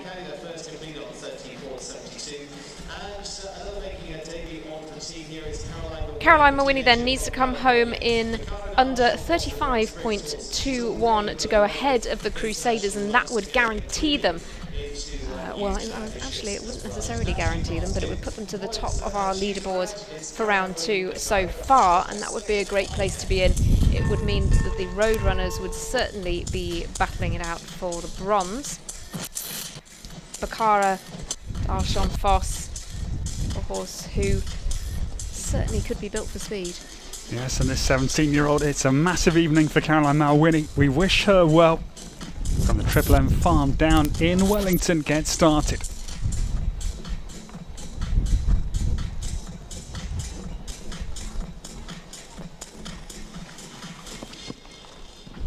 Eye Candy choosing their new younger riders to get them into the best position. Caroline makes some good turns back here. Actually gives Bakara a little bit more room to that fence. I think she is about on target. She's really close here. Really close. Oh, 35.47 seconds. So she's a fraction off, but it is mere fractions of a second. Oh, very, very close, wasn't it? Down to the wire from Caroline Mulwiney. So 70.19 is the total time for Eye Candy. They slot into second place, but just look at those times for the Crusaders and Eye Candy. There is absolutely nothing in it between them at all. Yeah, 0.26 of a second, a quarter of a second only separate our top 2 teams here in round 2. Leg 1 of the Major League Show Jumping Series for this year. Derek Hennian now then for the Trailblazers, the final team to contest round 2. They've selected Dara Kenny and Lily Keenan, the combination of riders who got the Trailblazers into the top 4 every time that they jumped for them. Now this pair, I think, can get this team into a very competitive position. Dara Kenny with this wonderful former Max Kuna ride, Vancouver Dreams, getting started. Trailblazers finishing in 4th place in last year's overall season standings and made that big change in the mid-season transfer window. 6 times in the top 4 last year. Getting off to a good start to be in the top 4 for sure for this first leg. Well, I think I heard the first fence fall, Hannah. I'm not quite sure, but I'm pretty certain Dara had the opening fence. Couldn't see it with the shadows, but we will see, yeah. He's looking quick, and he might have that in the back of his mind. I think he had the first fence down, hence the time. 40.34, that fence down being pretty costly for Dara. Yeah, first fence down. That again means Lily Keenan's got a hugely tall order to face.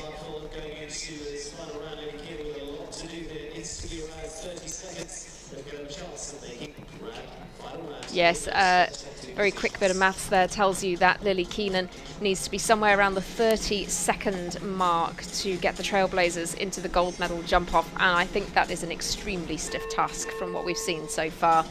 It looks like the Trailblazers could be heading for a battle for bronze. Yeah, sub 30-second time required for the world number 35 with her ride from the Equestrian Worlds in Denmark last year. Lily Keenan, Agana Van Het, Gerandal Z come forward. Lily certainly not a rider to be discounted though. Now this pair have got the mileage to put their foot firmly down to the boards here.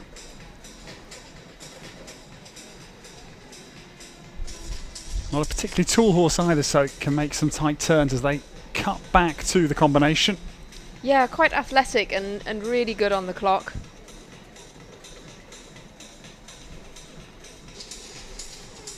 Lily quickly over that Voltaire fence.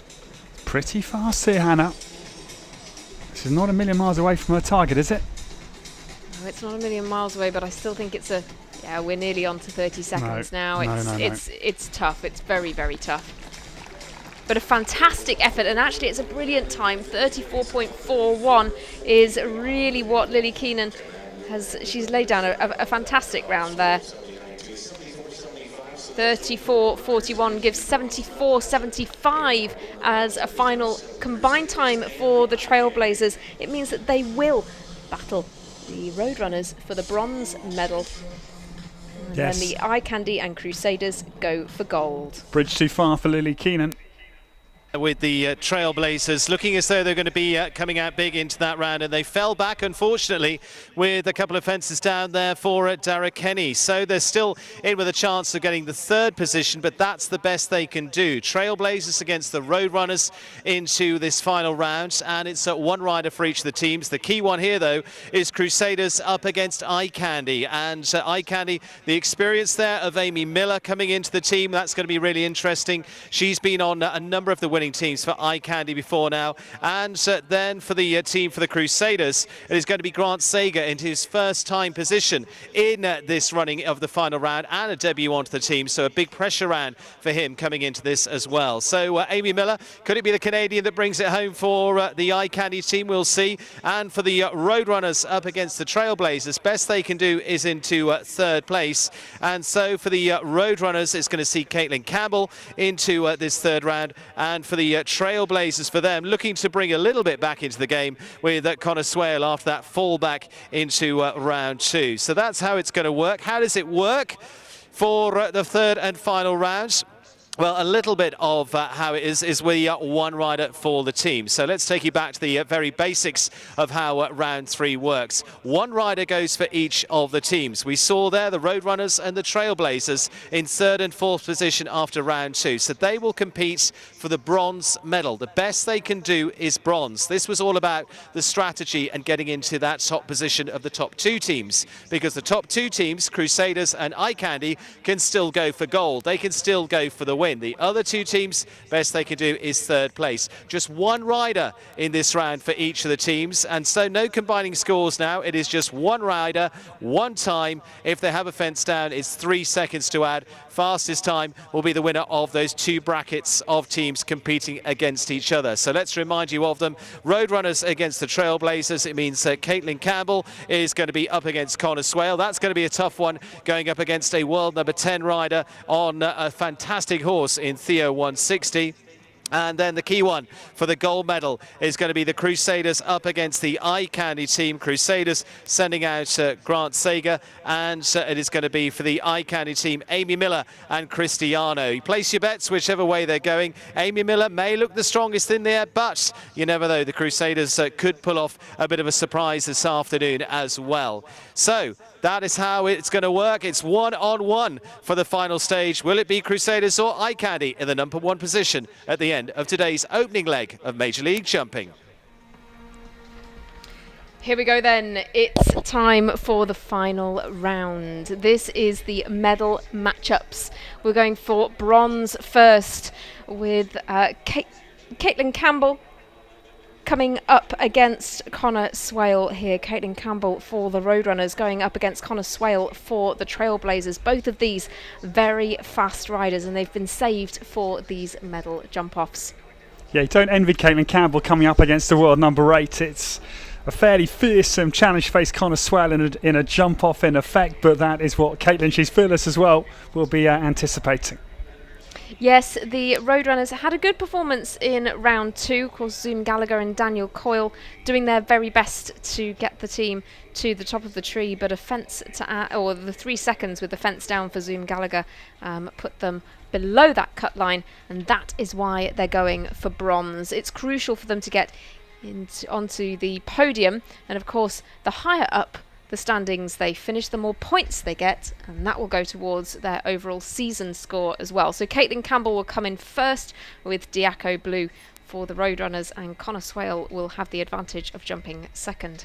And Team Glory, Hannah, of course, will be critical for the teams today, but we've seen over the 2 seasons coming prior to this one that consistency over the 10 legs is crucial in the ultimate wins. So, again, this bronze medal playoff is very important from a season perspective. Absolutely, absolutely, because, you know, the points, of course, increase the further up the standings you place in each leg. A win, of course, is fantastic, but third is always better than fourth. But it's always impressive to see how many teams finish in the top 4 overall in the season, because it just really gives you an idea of their consistency. And certainly both of these teams are off to a fantastic start. The Trailblazers with that absolutely incredible squad, and the Roadrunners doing fantastically well. Caitlin and Daniel, both experienced competitors, and then Zoom Gallagher as a new young rider doing very well to get them into the top 4 as well. And of course, this bronze medal playoff for round 3, the same as for the second round. It's this table C format, so again, 3 seconds will be added if there is a knockdown out on the course of Olaf Peterson. Caitlin Campbell then, with Diaco Blue, is heading for the first fence. The same course, as you say, as the riders have jumped in round 2, but the strategic choices made by the Roadrunners mean that Caitlin Campbell's the final rider to jump for them. She's going for bronze. And this is a brand new combination, so a tall order here to take on Connor Swale, but Diaco Blue is off to a great start here for Caitlin Campbell from Temecula in California. Really quick footwork there into the combination. Gets a good inside turn there. Caitlin not wasting a minute. A lot of the rounds that we saw in round 2, she's going to add the 3 now.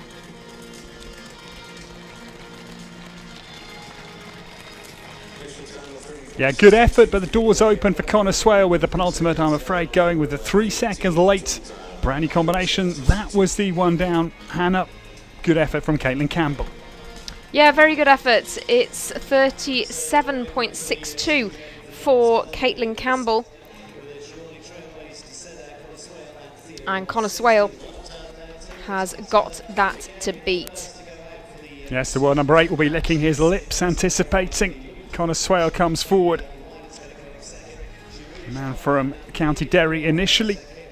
Has been with Ariel and Susan Grange of Lothlorien Farm now for the last few years up here in Canada. Yeah, Connor jumped 5 clears for the team last season with Theo. Really good horse for Team Eye Candy for him. Now, though, here on the Trailblazers squad. But extremely consistent rider, and that's what's taken him right up to the top of the list in those Longines World Rankings. Yeah, Connor Swale won the Aga Khan Trophy with Ireland last year. That was the 4th Irish home victory since 1979 at Royal Dublin. He's in brilliant form. Count on me, his top horse. And 37.67 the time he will try and beat of Caitlin Campbell. Something that really always strikes you about Connor as well is the way that he manages his horses so fantastically well, and that's really what's allowed him to be so consistent. You know, he's got a good number of of horses in his string, but it really is the management of them and selecting the best competitions and the best arenas for them that's allowed him to have so many fantastic results and stay absolutely at the top of the game for such a long time and be so consistent and climb those world rankings.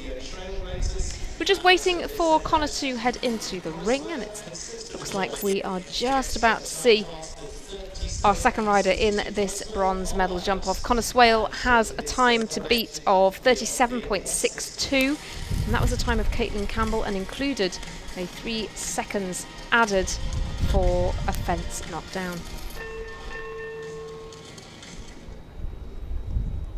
Yes, Connor Swale will be cantering around in his experience with his mileage with that 3 second addition, sadly, for Caitlin Campbell momentarily ago. Theo comes forward.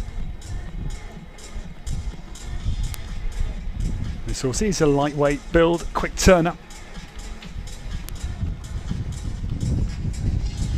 Yeah, Connor is such a quick rider. He is so efficient with his turns, so fantastic against the clock, but as you say, Theo is just absolutely built for speed as well, and just the way he jumps that first fence and immediately turns, he's turning in the air. It's just a masterclass. Yes, Theo is very quick here. Connor Swale getting time built up here just in case he was to have a late error, which does not look likely. Oh, his turns are so quick. He is absolutely going for the time here. He's just such a competitive rider as well. Yeah, he's got time in hand here. Well, Connor Swale looking pretty quick there. 35.83, so he has indeed bested Caitlin Campbell's time. Connor Swale clinches the bronze for the Trailblazers. Yeah, a couple of seconds ahead, so he'll be grateful that Caitlin Campbell did have that rail down, otherwise it could have been a different result. Super round to win the bronze medal match from the world number 8, Connor Swale. Yeah, fantastically done. Always a masterclass to watch Connor Swale in action.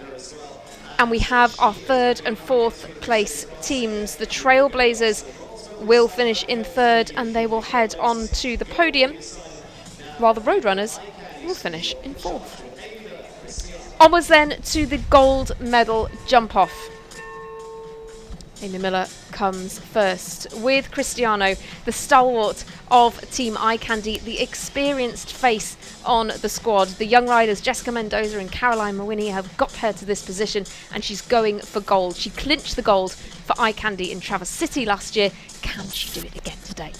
Yes, this pair seasoned pair last year, big winners on the Major League, and the Rio Olympian Amy Miller for Canada is away very well and races round the turn into the T-Bird double. Just moved Cristiano on there. She had so many good performances for the team with this horse last year.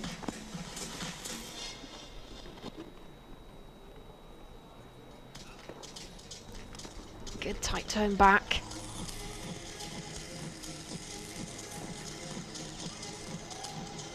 One fence left for Amy Miller. Stops the clock in 34.11. That's a great time. The fastest we have seen so far. This is why she's such a star rider.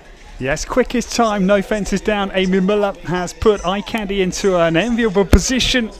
Pressure will go on to Grant Seeger to decide the fate of this first leg of the Major League Show Jumping Series for this year. Well, Grant Seeger, as a new addition to the team series, has absolutely got it all to do. Amy Miller, that was just absolutely outstanding. 34.11, what a fantastic time. She is, though, matched up against Grant Seeger with Frida, who has also been a fantastic horse, also a quick combination. Of course, Charlotte Jacobs and Patricio Pascal getting Grant into this gold medal jump off. So Eye Candy can be no worse than second, and it all comes down to Grant Seeger, and 34.11 is the time he has to beat. Yes, the heat is on Grant Seeger. This very good combination. They've got to go quickly. They cannot afford a mistake, you would think, to have any chance of winning.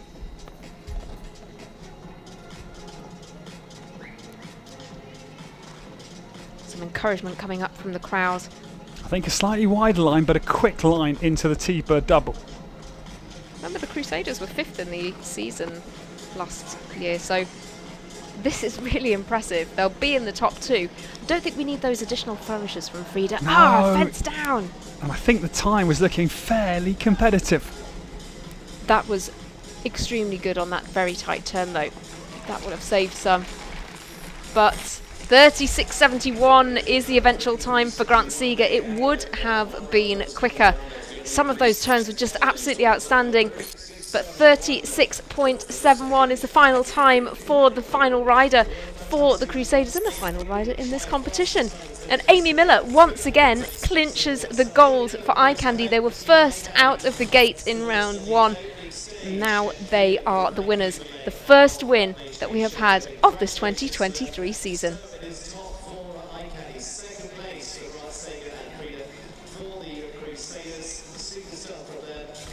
Here we go then. Here's the final results for you.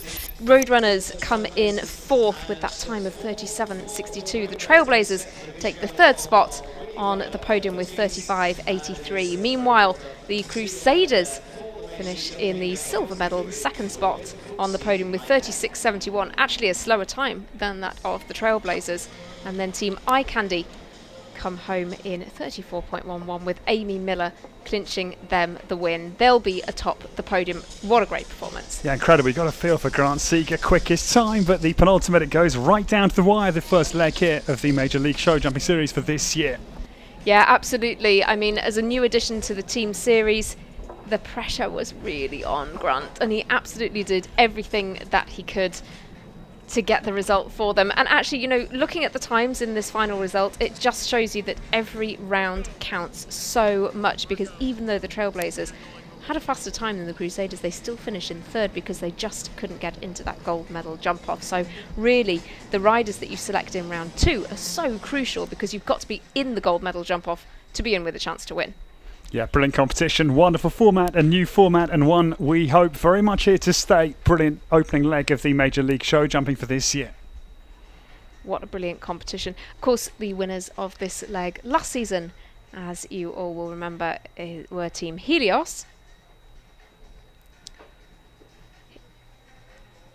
So I believe Stephen Wild is down with Grant Seeger now. Congratulations to Grant Seeger. Good try. You got the tie, but just that fence down. Yeah, I mean, Amy went out there, put an amazing round down, and didn't make it too easy on me, but gave it my best shot, and unfortunately that one didn't stay up. But I'm proud of the horse. Your first time in that position. How does it feel now? Yeah, it's funny. You kind of lean into it. You know, you don't plan on it, but I was happy to be in that spot, and hopefully next time can pull it out. A little bit nervous first time? You know, it's funny. You jump all these big classes, and when you're on your own, you just kind of do your job, and you have a little extra pressure and want to do good for everyone else. So you gave it a very good try, fastest time in there, but she just pipped you. Never mind. It's all right. We'll be ready for next week too. Pesky fences down. Let's bring her in. Amy Miller. Grant, well done to you. Amy Miller, and well done to that. It's a Canadian. The Canadian brings home the win here for Eye Candy. Well done, Amy. Thank you very much. Now, he nearly got you. I know. I wasn't actually watching. I get too nervous, so I just was happy when everyone else cheered and we knew we'd got it done. Team Eye Candy gets off to a very good start. Team Helios and Team Eye Candy, very close run last year. You've been on those teams for both years now. Advantage Eye Candy. I think that we have a great team this year, and one of our big advantages is that we've been the same core group the whole time. So we've got a lot of experience in this, and I hope we got this game figured out. I think you've got it pretty figured out as well from that point of view. Well done to you, Cristiano, and the whole team there. That's going to be a good boost for the start of the season, because you've got some new faces in there with Jessica and Caroline. They were fantastic. Love riding with those girls. Really nice, really fun, and they brought it home. They brought it home. You brought it home as a team. Well done, Amy. Well done, Team Eye Candy. Thank you. Great stuff from Team Eye Candy. Fantastic stuff for them. We're going to be handing over for the presentation for the lineup of this leg of Major League Jumping. It goes Eye Candy's way.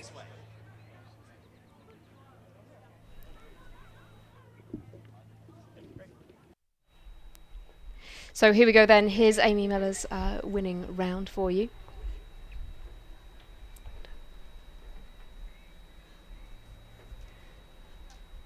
Brilliantly done by Amy through there. What did you?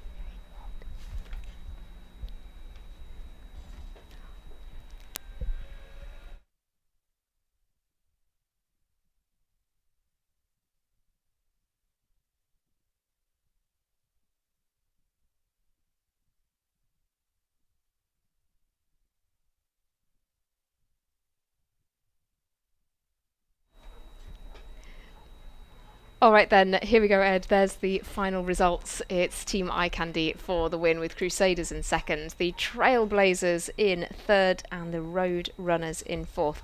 Just to remind you as well, the riders who clinched those results for the Road Runners, we had Caitlin Campbell going for the medal there.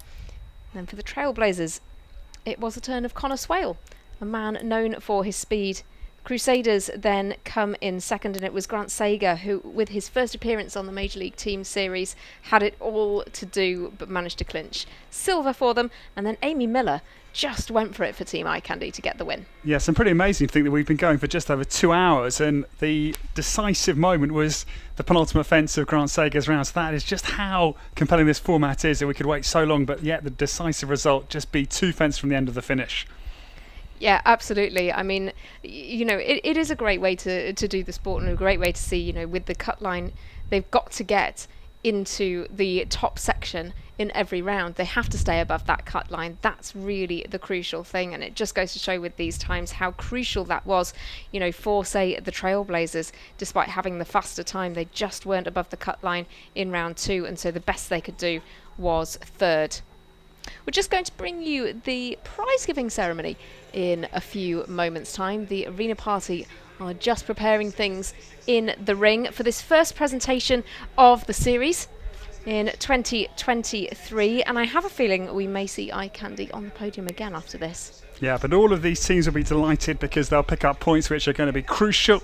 10 legs it is in total, double points for the finals later in the season, but all of these teams will be off to a very good start and will be delighted leaving Thunderbird after the Grand Prix tomorrow. Fantastic for the owner and manager of Team Eye Candy, of course, Erica Hatfield. Team finishing overall second last year. They were the winners of the inaugural season of Major League Show Jumping back in 2021, and now here winning the first leg of 2023. It's a fantastic start. They were extremely consistent last year. They were in the top 4 8 times, on the podium 7 times, and had 3 wins last year, and I wonder if they can clinch more wins following this one this season. Yeah, talking about our course designer, Olaf Peterson, he set up a perfect test tonight. We thought initially, very early days, that maybe it was on the easy side. That proved to be very, very a much premature conclusion. I think he's got his job very well nailed on tonight. Yeah, building fences that were very much up to height and width, some all the way up to 2 meters in width. That was really setting the challenge. The triple combination initially jumping well, but quite quickly became a really tricky part of the course, and then some of those tight turns back where they had to be very careful over the uprights. Also a real point that we had to watch in the course, and somewhere that the riders really had to be careful and fell foul of plenty of times. Yes, and looking forward to our first prize giving to get the 3rd season of Major League Show Jumping up and running here in 2023. New venues certainly showing interest for next year as well. Talking to Kian White this morning, this series is certainly booming interest here in America and Canada, and down into Mexico as well for the late leg in November down in Monterrey. Yeah, fantastic set of locations for you for 2023. We'll be taking you across the USA, across Canada and Mexico this year.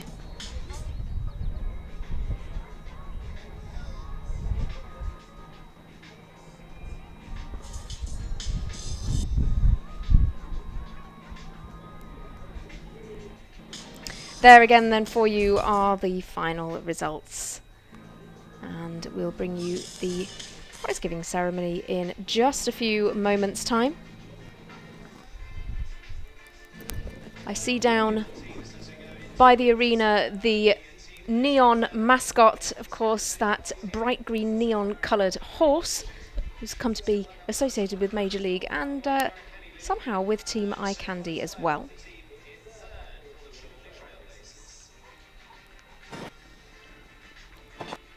Neon leading them in then, the Trelawney Trailblazers coming in to take their spot as 3rd on the podium.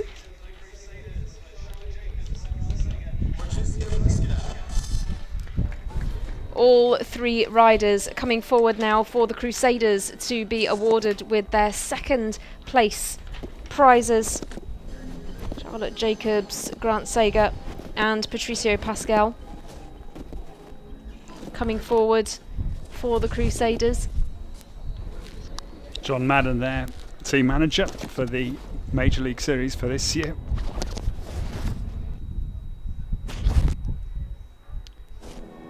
And then this is a great moment as we just await the winning team coming in mounted. Eye Candy getting their 2023 campaign off to the best possible start. They've already won one season of Major League Show Jumping and been second in another. This could not be a better start for Eye Candy. Very cool. An all-girl team as well, Hannah. Well done to Jessica Mendoza, Caroline Malwini and Amy Miller, providing the winning gold medal jump-off round.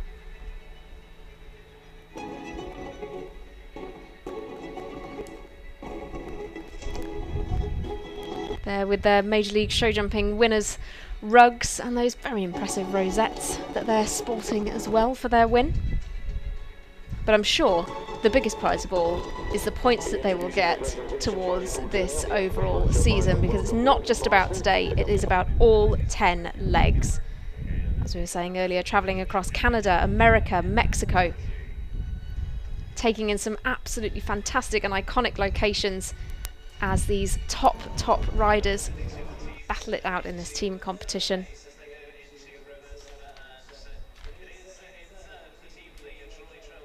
Trailblazers now taking their spot on the podium.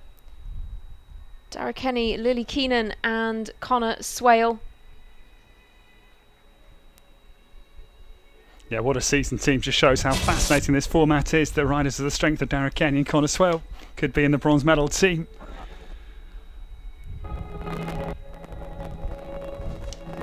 Yes, absolutely. It was a really stiff task. An early fence down from Dara Kenny added him the 3 seconds and arguably kept the Trailblazers away from the gold medal jump-off. That's how quickly things can change in this competition. Second place then, coming onto the podium now, the Crusaders. Yeah, they did brilliantly. Their second place went right down to the penultimate fence in that gold medal jump-off match. Quickest time.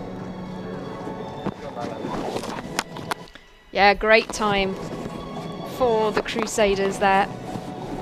And again, an extremely impressive result for them considering where they were last season. 5th overall. Team Eye Candy then now coming on to the podium. These 3 ladies absolutely laying it all on the line and coming away with the win. Kian White there presenting them with their medals.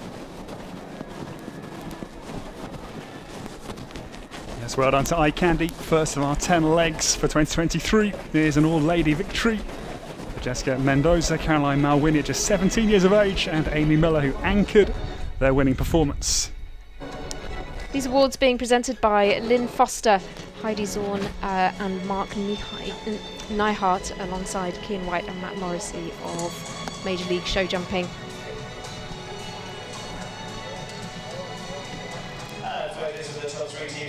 What a fantastic setting and a fantastic sight as the sun starts to go down in Vancouver. It's been a fantastically bright sunny day. Yes, and thank you to our title sponsors, presented by Premier Equestrian, the official footing advisors for the Major League Show Jumping.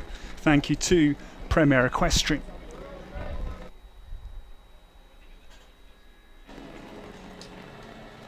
Photo opportunity for the teams. A photo to treasure.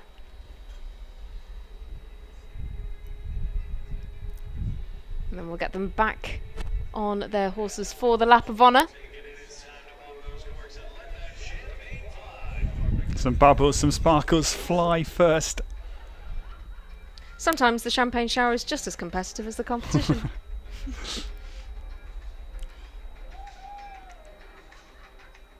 Patricio Pascal certainly getting a little bit of a soaking there. And Dara Kenny going for it as well.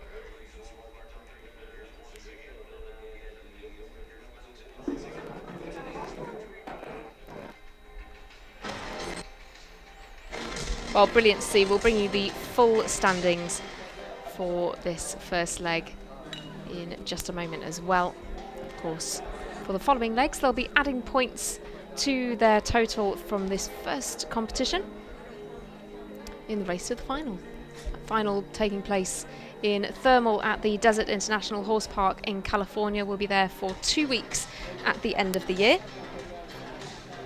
for both the individual final and the team final. And no doubt a number of these riders, Hannah, will be lining up for tomorrow's Grand Prix, which is our next broadcast. Yes, absolutely. That will be the culmination of the action for the individual competitors, as they competed in the 5-Star Grand Prix qualifier last night, and we'll bring you all of the action from the 5-Star Grand Prix from 5 p.m. Pacific time. That's 5 p.m. local time. Looks like another beautiful day for that competition. You won't want to miss a moment of that. We will still be here on MLSJ TV wherever you are watching.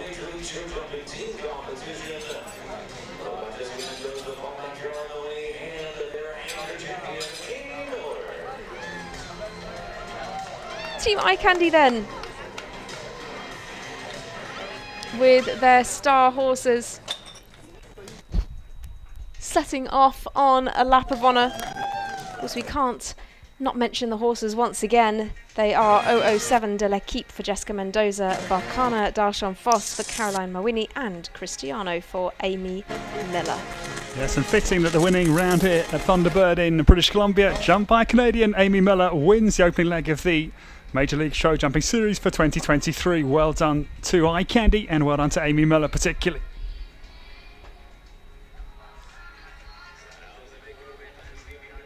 Amy Miller, certainly a rider to watch on this team circuit once again. She's clinched the gold for Eye Candy before last season, now kicks off this new season by doing the same. She'll also be a rider to watch in the Grand Prix. We've got a brilliant lineup for you tomorrow. We've got the likes of Kent Farrington back, Daniel Coyle back as well. Jordan Coyle also will come forward, of course, who was last year's 5-Star Grand Prix winner. Some incredible horses and riders to come.